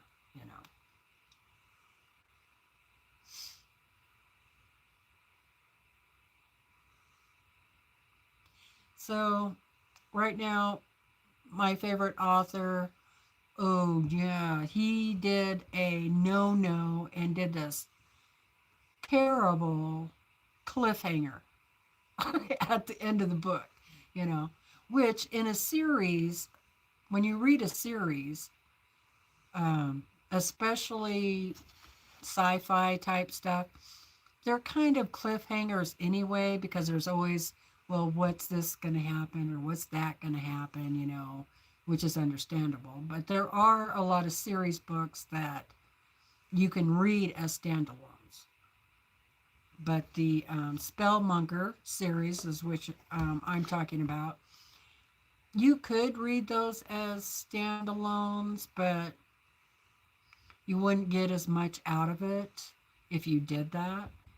And anyway, so as soon as his book came out, I think it was like March 5th or something like that. I, I had it in my library and I listened to it for 2 days because it's like 22 hours long, right? Which that's the other thing. I like long books. And yeah, he did another cliffhanger, which he has done before this dramatic of a type of cliffhanger. So I wasn't expecting it. I didn't jump forward to the end of the book like I normally do. The guy's not, you know, nobody died, but it was a shock at the end. So now I can't wait for the next book, which luckily will just be out in a couple of months. So we lucked out there. But I'm afraid that after this next book, we're going to have to probably wait a year for the next one. I don't know. He's pretty fast writer, actually. Terry Moncour, and it's the Spellmonger series. They're excellent. Now there is a little bit of sex you know, in the books, but not a lot. And it's not like detail type stuff, you know, it's not smut. It's, you know, there's a little bit of romance, but not in every book. Um, so it's more of an adventure, a world building. It does have wizards and dragons and uh, alien type people that everybody lives on the same planet. Anyway, it's a lot of fun. And he actually um, was one of the writers for one of the not Star Wars,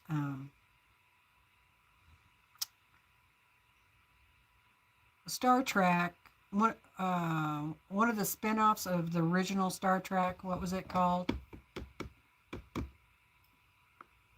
It had Captain Picard. You know who I'm talking about? That series. I'll think of it in a minute. Anyway, he wrote one of the movies. So, yeah. Mona is binding Father Brown today. Oh, cool.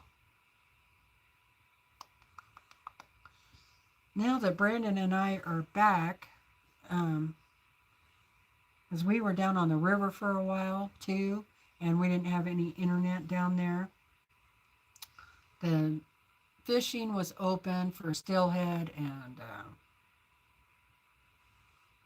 salmon, trout, and we thought we'd take advantage of some camping out while the weather was nice.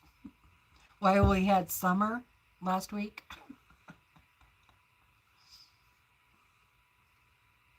So, yeah, I did a lot of lounge chair cross stitching. Okay, so, and I don't know if it's me or if I'm just having bad luck, but I have been buying wireless earbuds, and they either quit working right away or I can't get them to work at all. And down here at my local little store, they had some wireless earbuds that were, you know, on the inexpensive side, you know, $30, something like that. And I ended up taking 2 pairs back. So I'm on my 3rd pair, and they worked for a while. And now the right ear one, I cannot get it to charge.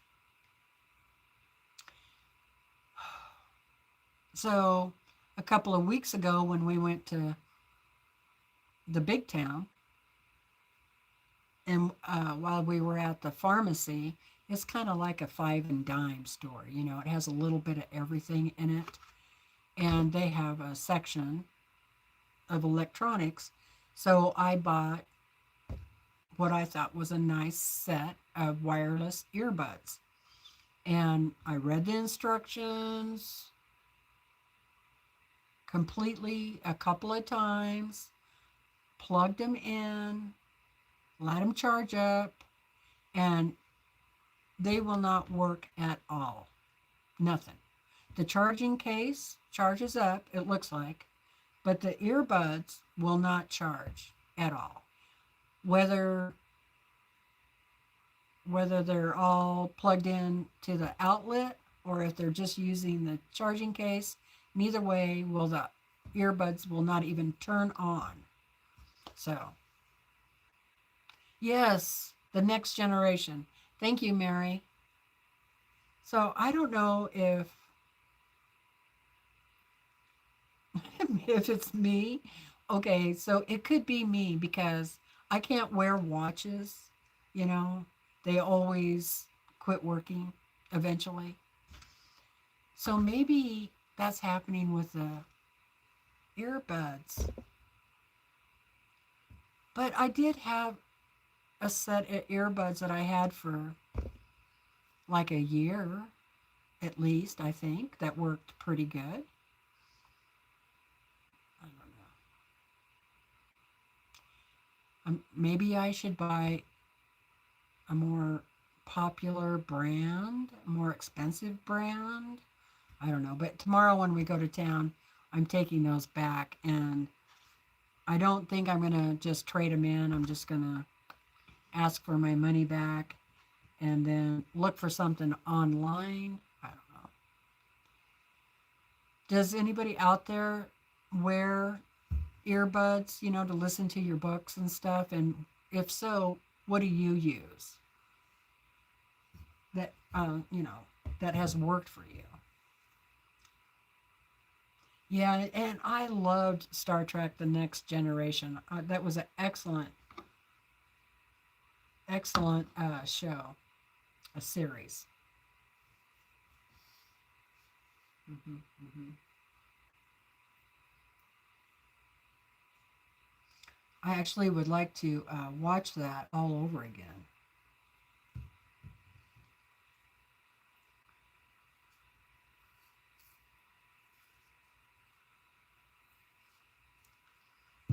I think over on the Walt Disney Channel, they had, I think it was a couple of years ago. I don't know if it's still there or not, but uh, I'm not sure what that series was called, but Picard was in it. And I thought that they were going to keep it up, but I don't know if they ever did. I'll have to go look.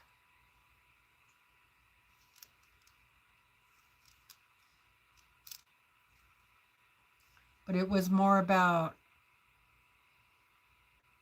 um, you remember Dana, the robot, the AI? It was about family that he didn't, you know that he had, I think. I think that's what it was about.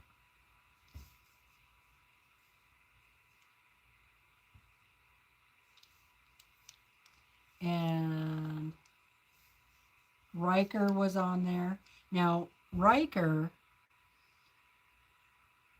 and my first husband are very similar in the way they look, especially with the beard and the little bit of extra weight, you know, when they got older. Yeah, he reminded me of my ex-husband.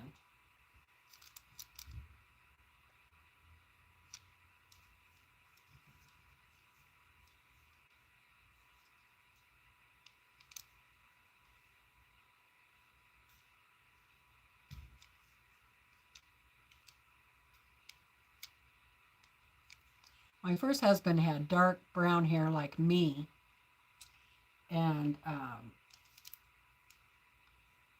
Brandon was more blonde, blondish brown, dirty blonde.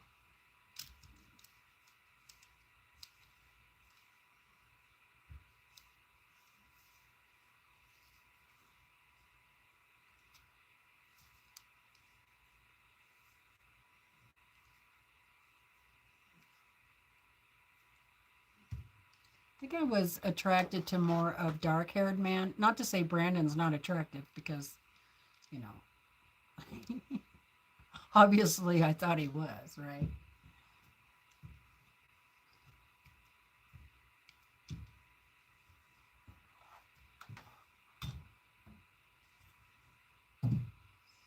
Brown hair, blue eyes.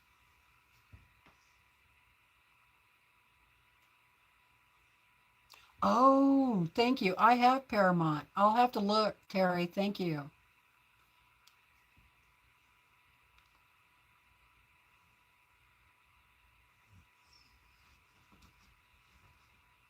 Oh, wow. That's okay. Let's see. I have to write that down. JLab. That sounds familiar.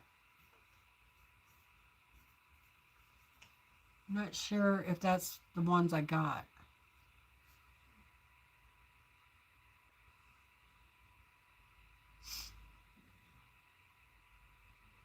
No, I don't think they, I think they're wear gear or something like that.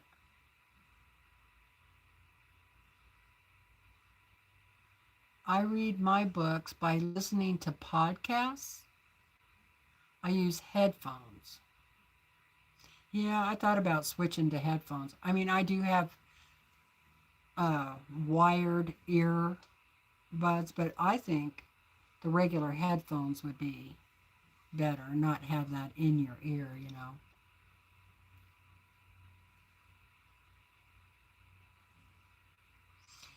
It's not the pairing, they're just not even turning on. You know, the lights don't come on them at all. So,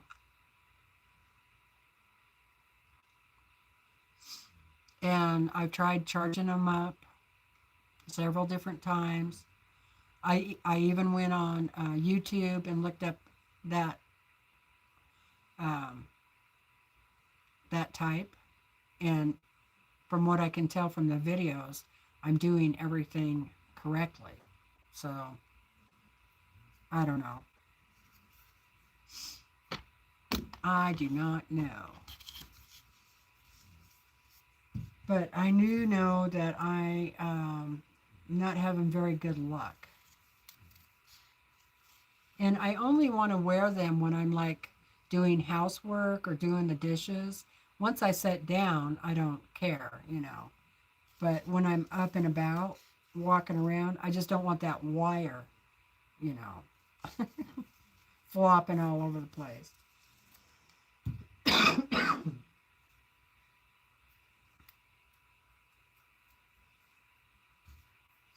And I listen to my books a lot, so a lot.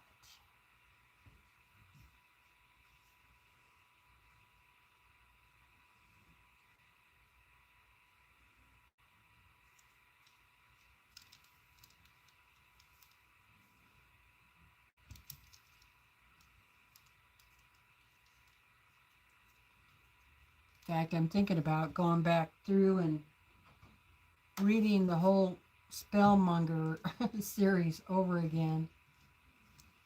And I should have it done by the time the next book is out in June.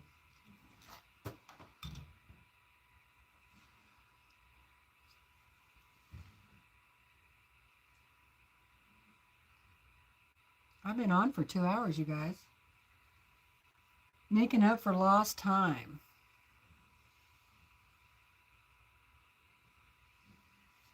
I hope the batteries, maybe I ought to plug it in.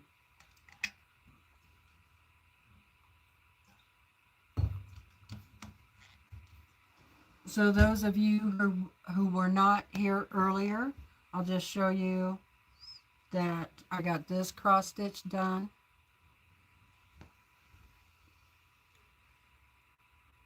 So I just need to put it on a board that I'm going to hang it on. This is my cross stitch for a 4th of July finish. And then I started the new one called Flea Market Baskets. And I know some of you already seen this, but some people have just popped in, so this is my start. And it is pretty big. It's probably going to take up, you know, most of this. So I'm probably only going to have so much room.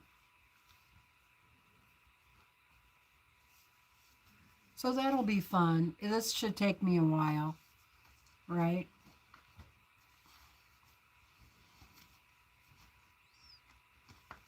Yeah, it's a Lori Holt Flea Market basket. It was made in 2021, but it's probably still out there if anybody's interested.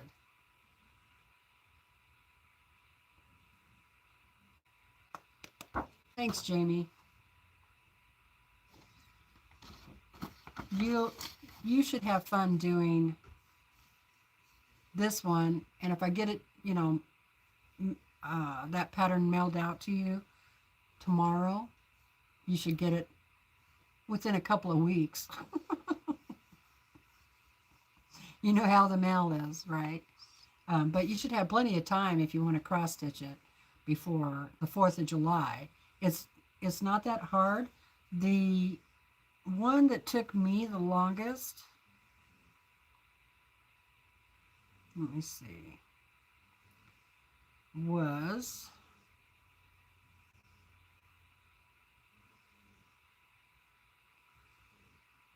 which one was it?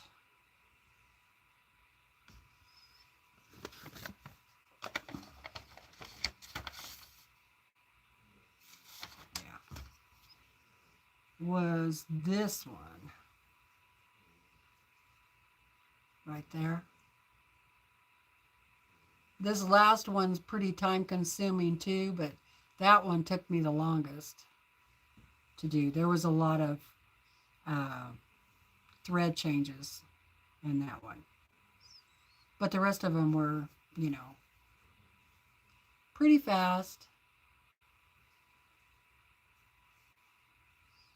And it was a lot of fun to do, so I hope you enjoy it.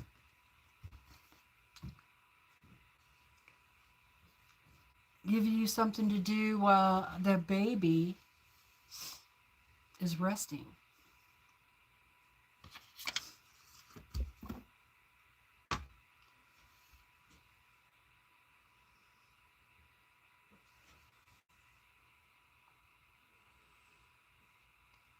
Tozo brand earbuds from Amazon. Okay, I'll check those out.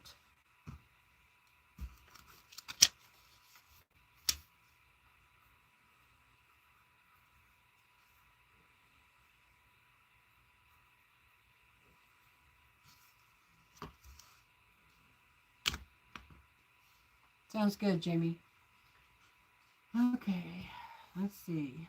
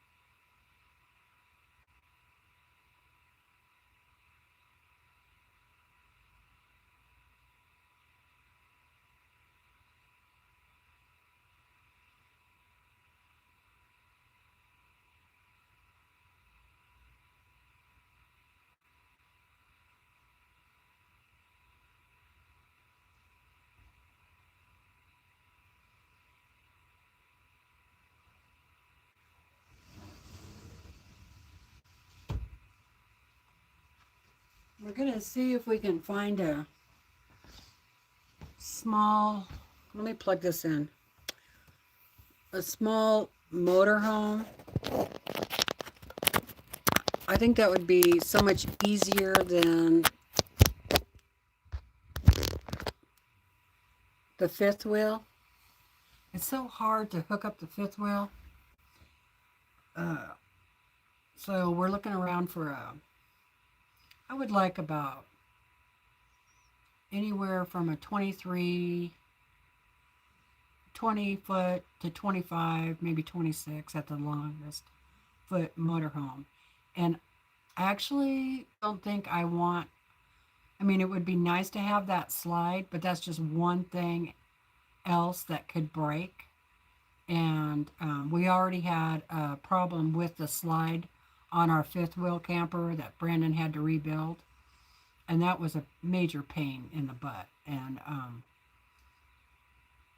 not easy on him at all. So I don't want him to go through that again.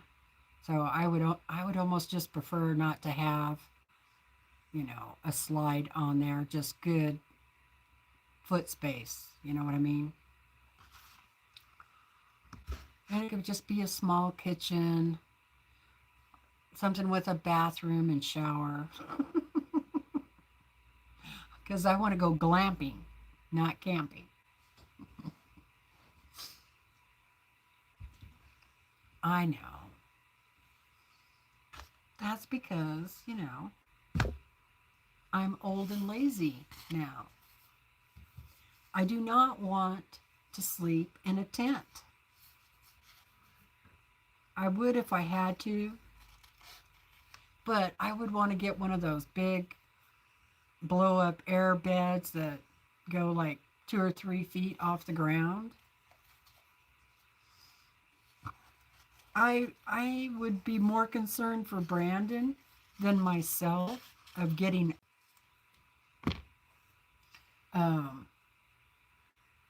but sleeping on an air mattress, that air in there gets cold and my body does not like that. So I definitely would be waking up all stiff and sore.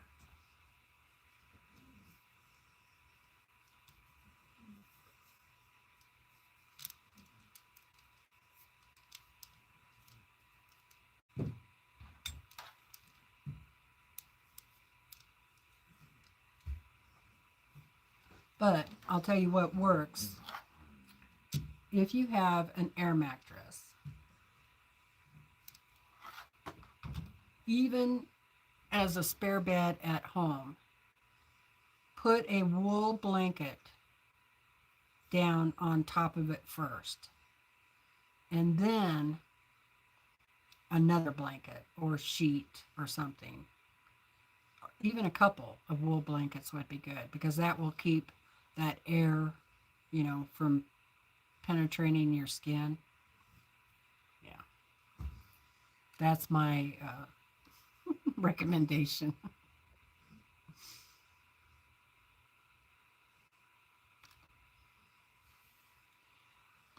Okay, I remember the good old days when I used to like to go camping, when I used to like to go get wood in the woods, camp and get wood, look for mushrooms.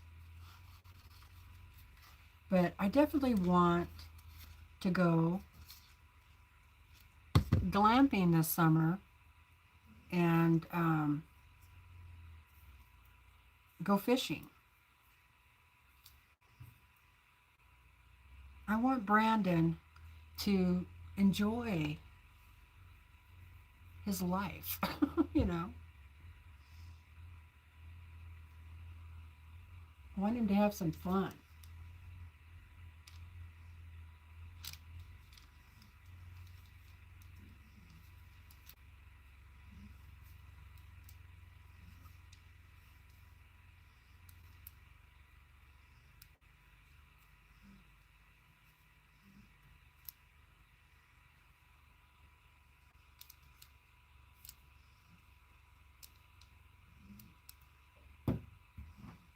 But there's also a lot of stuff that we need to get done around here too, so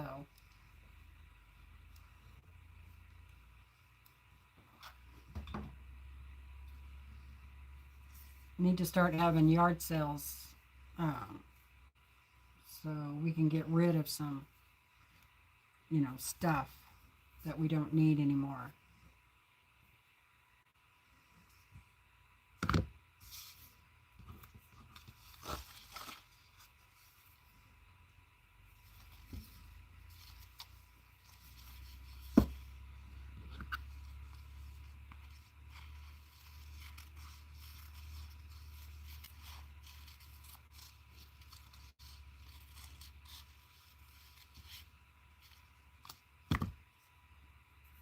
The elk told fence down, our elk fence. So Brandon needs to go out and fix that. And we really only have it there because Annie, when we first got her, she liked to chase cars. And so, not that we have very many cars going up and down our road, except for the neighbor that lives at the end of the road. And they go up like, 5 or 6 times at least a day. And she had no fear whatsoever. She figured that car was going to stop or something.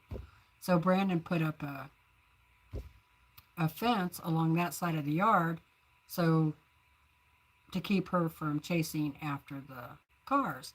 And he only did it like from that side of the yard and around the corner a little bit. And then the rest of the yard is just open. But it was just enough to keep her from diving right down in front of a car,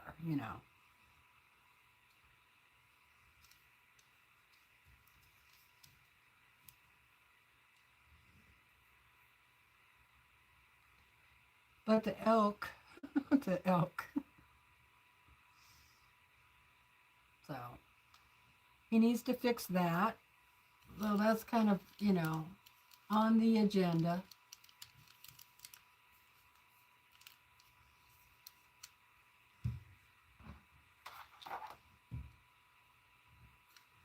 I got a whole list.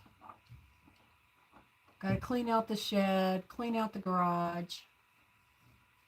I want to set up like a pavilion area with a table or two underneath where I can just keep adding stuff to it and then just have a yard sale every weekend. Especially around Elk City days, which is in August. So maybe start up in like July for the 4th of July weekend because it's usually pretty busy around here then. So I should be able to get stuff ready by then.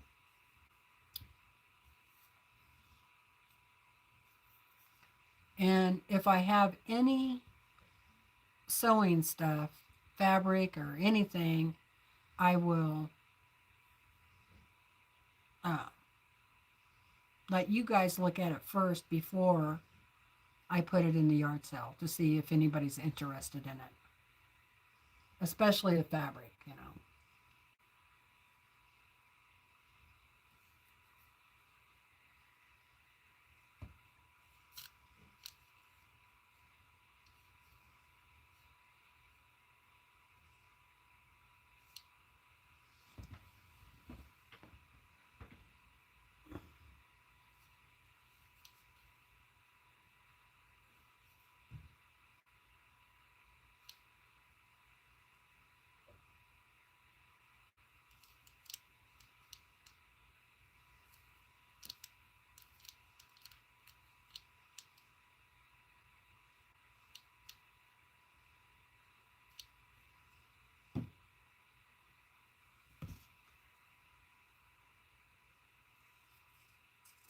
I know I'm going to have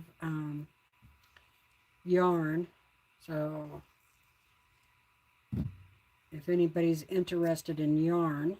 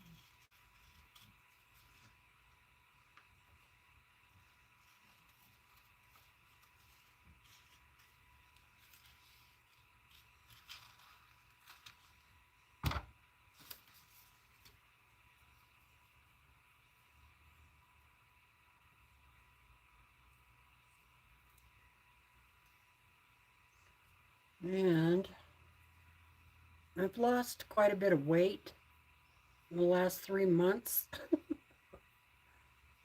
But I have a bunch of old blue jeans and stuff in the closet. So I'm going to go through those today and see if I can find anything that will fit me.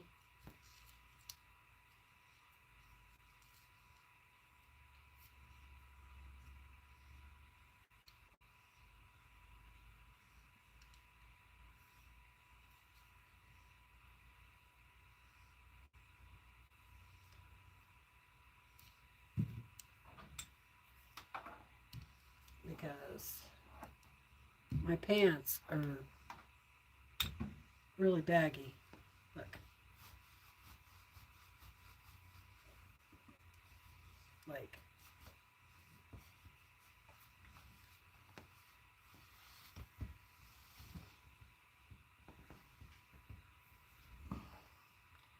Maybe I need to start walking more so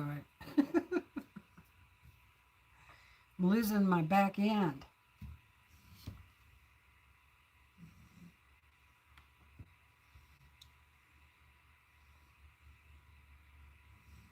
Yeah, make a blue jean quilt. That's what I've been saving it for. Just haven't done it yet. Hi, Lynn. How are you doing? It is a beautiful Sunday, which it was supposed to rain off and on all day today, and it hasn't rained one drop. It's cloudy, definitely cloudy. Looks like it's going to rain. But if I'd have known, I would have taken Brandon, on a drive because people are starting to pick mushrooms and stuff around here. And so maybe after this live, what time is it? I don't know. We might still have time to go for a little drive. Just get out of the house mainly, And if he drives slow enough on the gravel roads, I can usually spot them. Depends on how fast he goes, though. I'm like, slow down, will you? I can't see the mushrooms. Or you drive along and you go, oh, that looks like that looks like it would be a good spot. Get out and walk around for a little bit. Okay, let's see. Oh, that one might be just a little too light. I don't know. I'll have to look at that.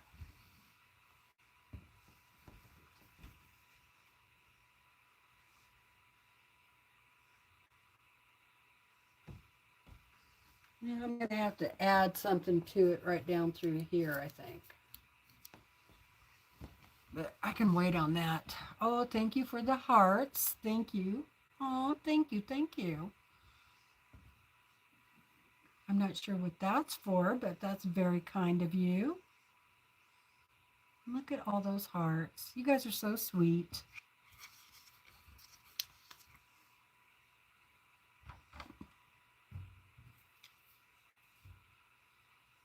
Let's see. Boy, they got a lot of little pieces through here, so I might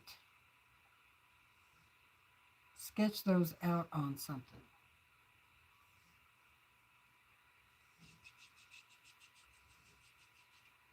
I'll just keep going on number 5 here.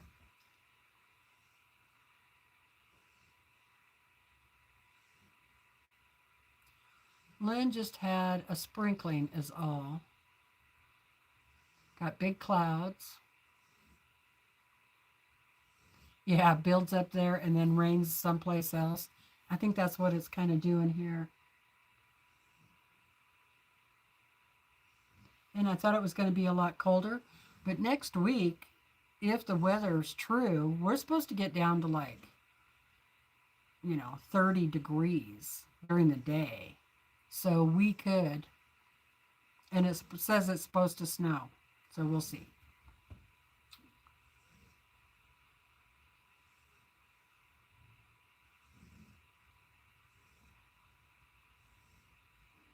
I'm thinking about dyeing my hair too. Look at all that gray in there.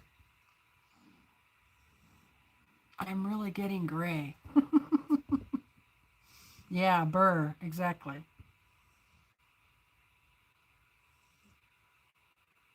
It's like in streaks too. Like, oh boy, it is gray. Hi, Chris. Yeah, spring spruce up. Dye the hair, cut the hair.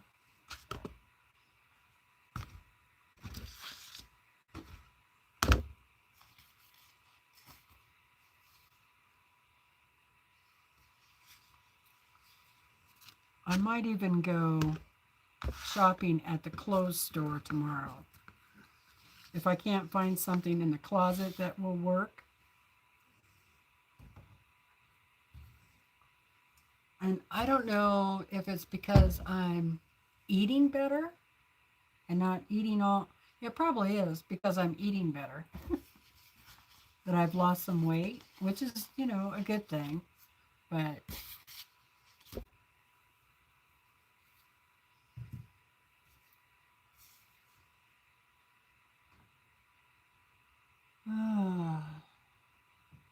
well, you guys, I think I'm getting ready to get off of here.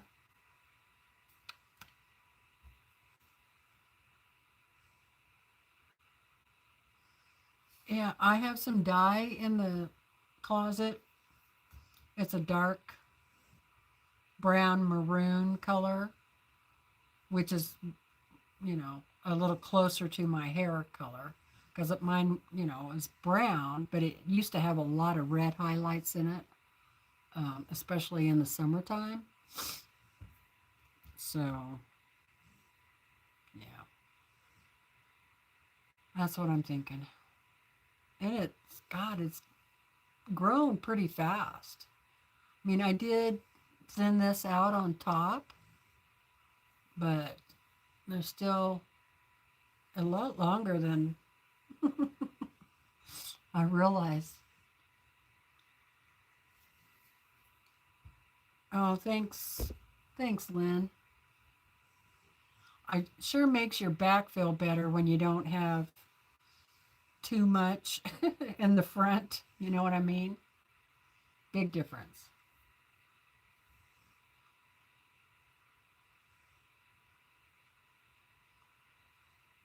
Pepe Le Pew.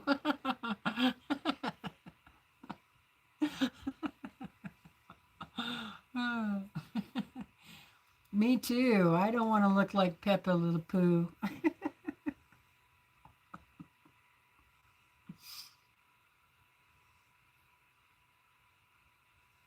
I used to do like light highlights, little blonde highlights here and there, but when I was younger, I haven't done that in a long time.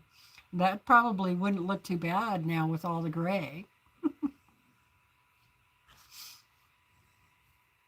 but my mom was like this and way into her 70s. This is the color her hair was.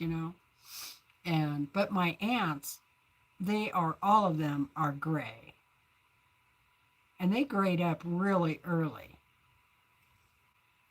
But I think, well, my one aunt, I think she was actually blonde, more on the blonde side than my mom was. So that could be why she grayed up so fast. But the youngest aunt, she like turned gray really fast, like in her 50s, and like silver, not gray, but more silver. But all of my aunts, who I have, let's see, 4 aunts on my mom's side. My dad, or my mom's oldest brother, passed away a couple of weeks ago. He was 85. So that means 3 in her family. So both her brothers and her. have passed away.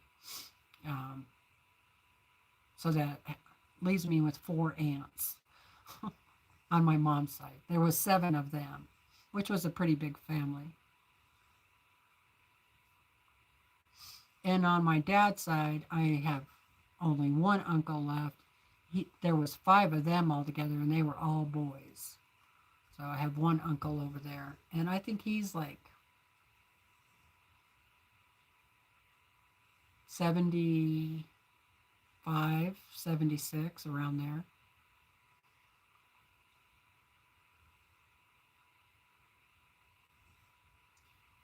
I know, Jamie, but you're lightheaded anyway, though, so probably can't see it as much as you can on my dark hair.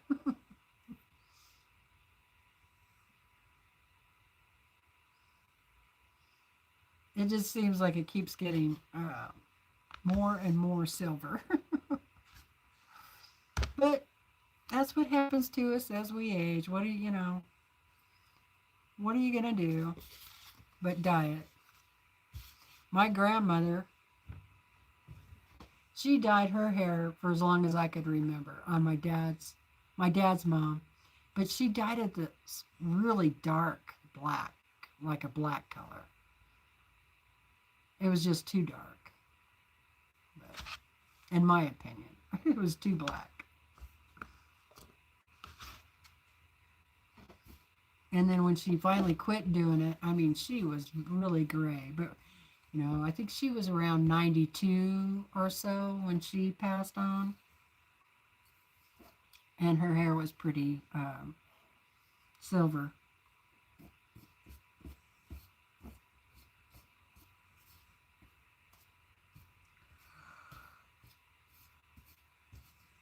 Oh, boy.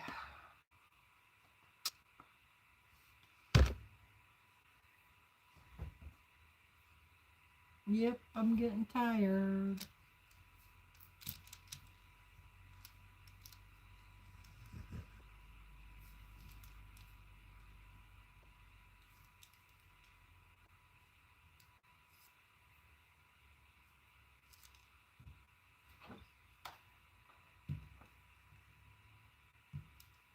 I wonder if Brandon's up yet.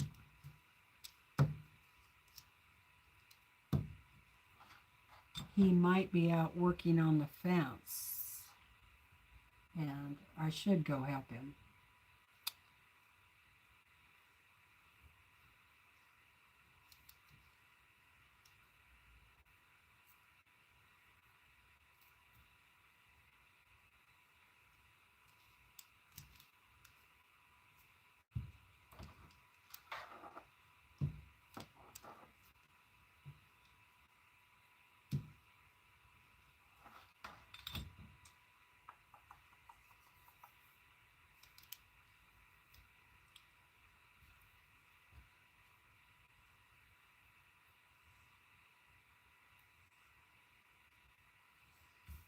Or maybe go take a walk.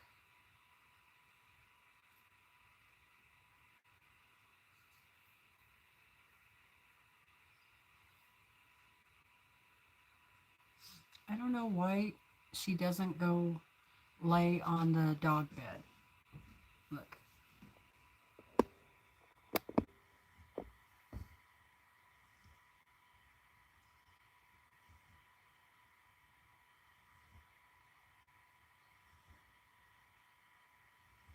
This lays in the middle of the floor. She's got a perfectly soft dog bed right down here.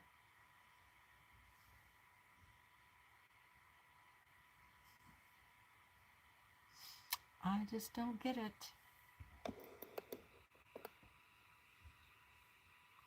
I guess she does that down in the bedroom too. She has a dog bed right alongside my bed, our bed, and she gets up and lays at the foot of the bed on the rug. So I have to be really careful when I get up in the middle of the night. I usually take my cell phone and turn on the light so that I can see the floor as I'm walking so I don't trip over her.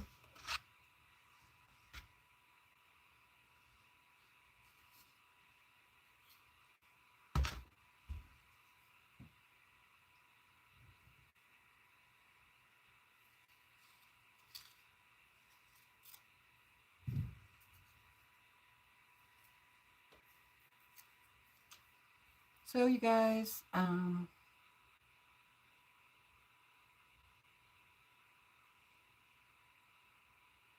oh, that's true. The bed is not in front of the door.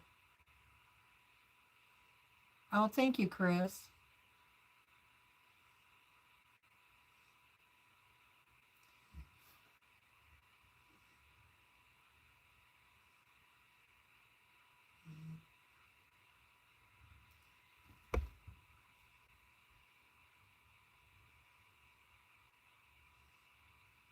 Oh, you're setting up a long arm? Awesome.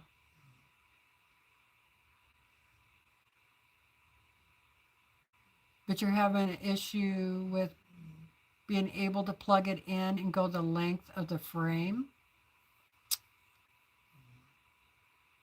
I have mine, I have a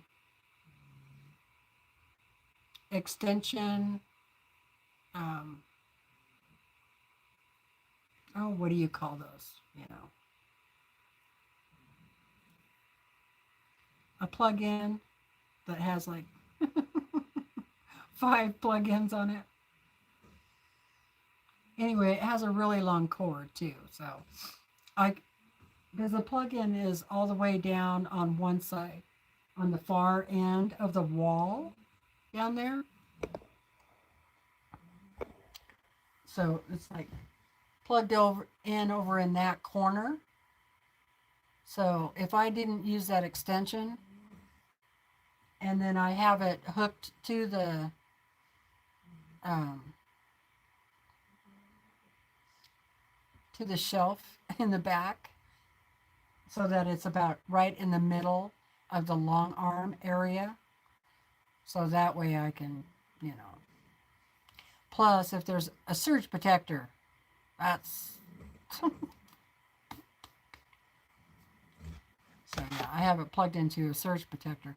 But I always unplug the long arm when I'm done for the day. Always unplug it.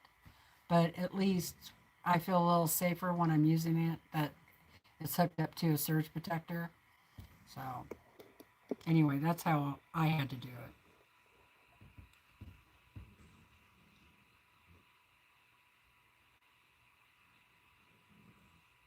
Yeah, that. That thing, that's what we call it.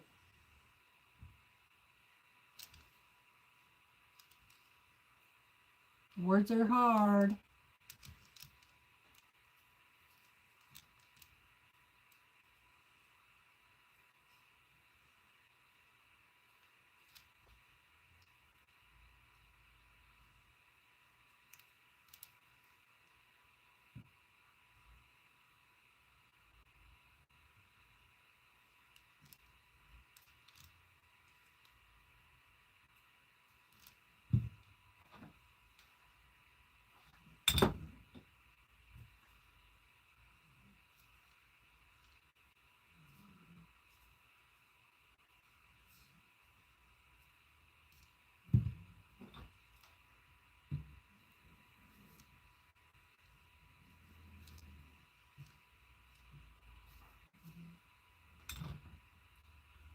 I think that's like one of the worst things about getting older is, and having, chronic conditions is losing your words. They're just like right there, but you can't spit them out. It's very annoying. Then you got to describe what you're talking about.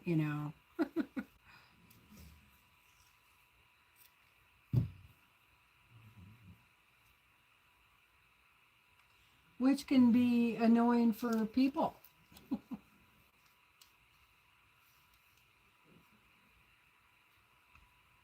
Oh, that one's pretty dark. Outline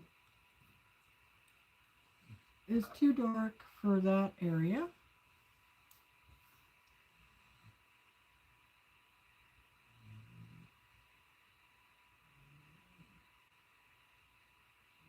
Yeah, my cord doesn't drag across the floor.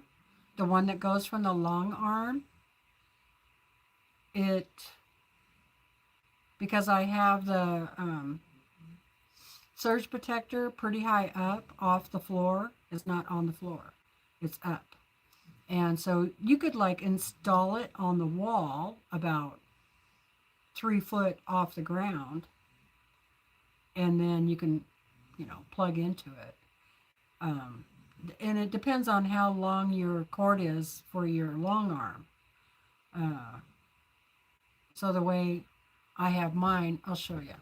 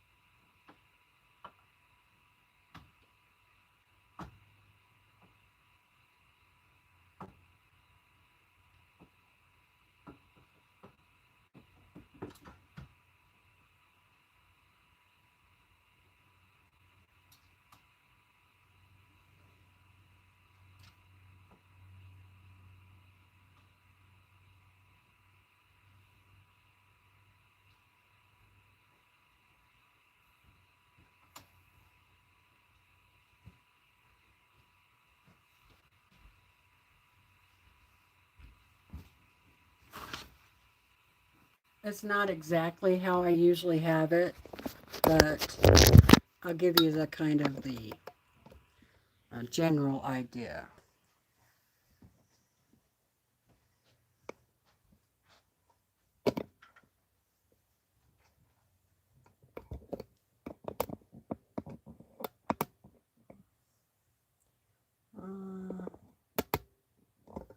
So here's my thingy. It goes right here.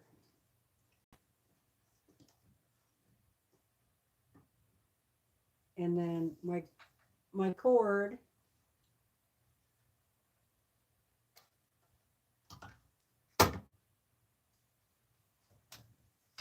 for my long arm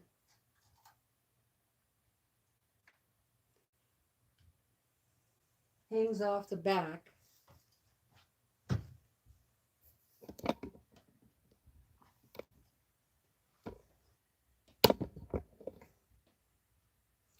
Hangs off the back.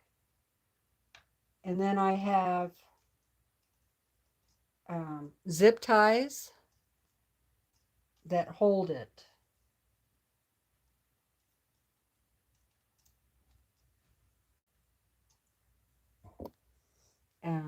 This is where it plugs into the foot or the roller down there and here.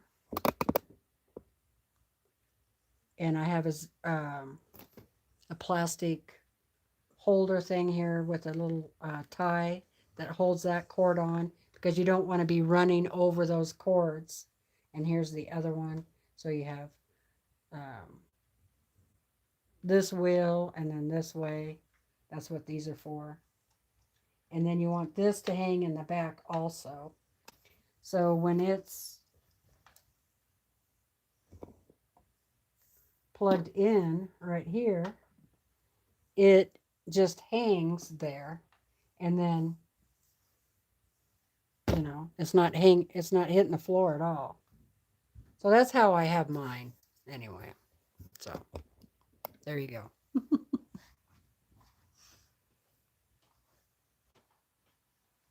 And you just have Velcro on the back of that, and it sticks on the shelf, and that way you can just move it wherever you want.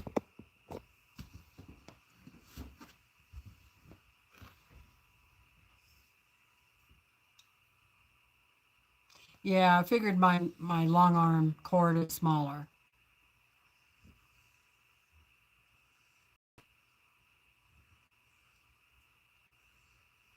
Oh, you're welcome. Yeah, I don't know what you would do about a longer cord like that.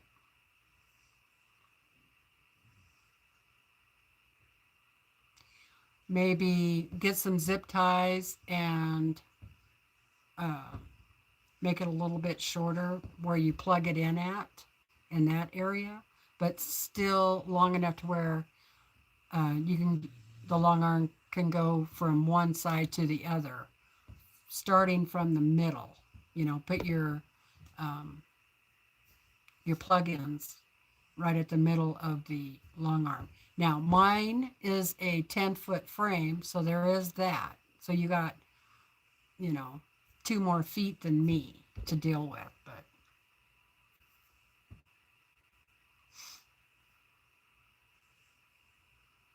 Terry said hers is on the floor.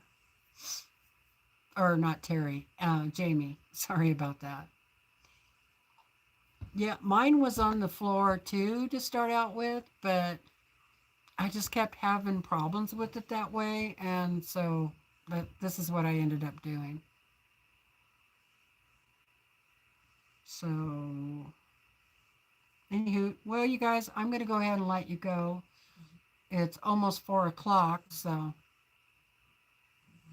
been on for quite a while. And need to go get myself a little snack, I think.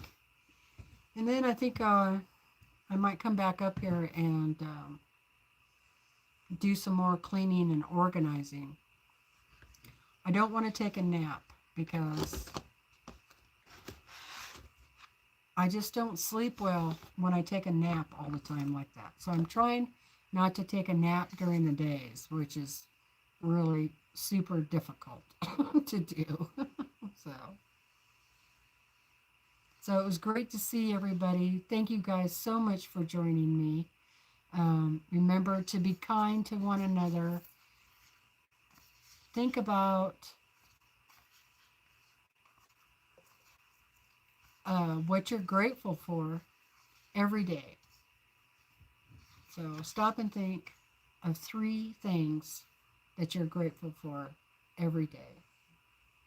I'm grateful for you. That's number 1. I'm grateful for Willa and my hubby. There, see? That was easy. All right. Thank you guys, and I'll see you next time, okay? Bye for now.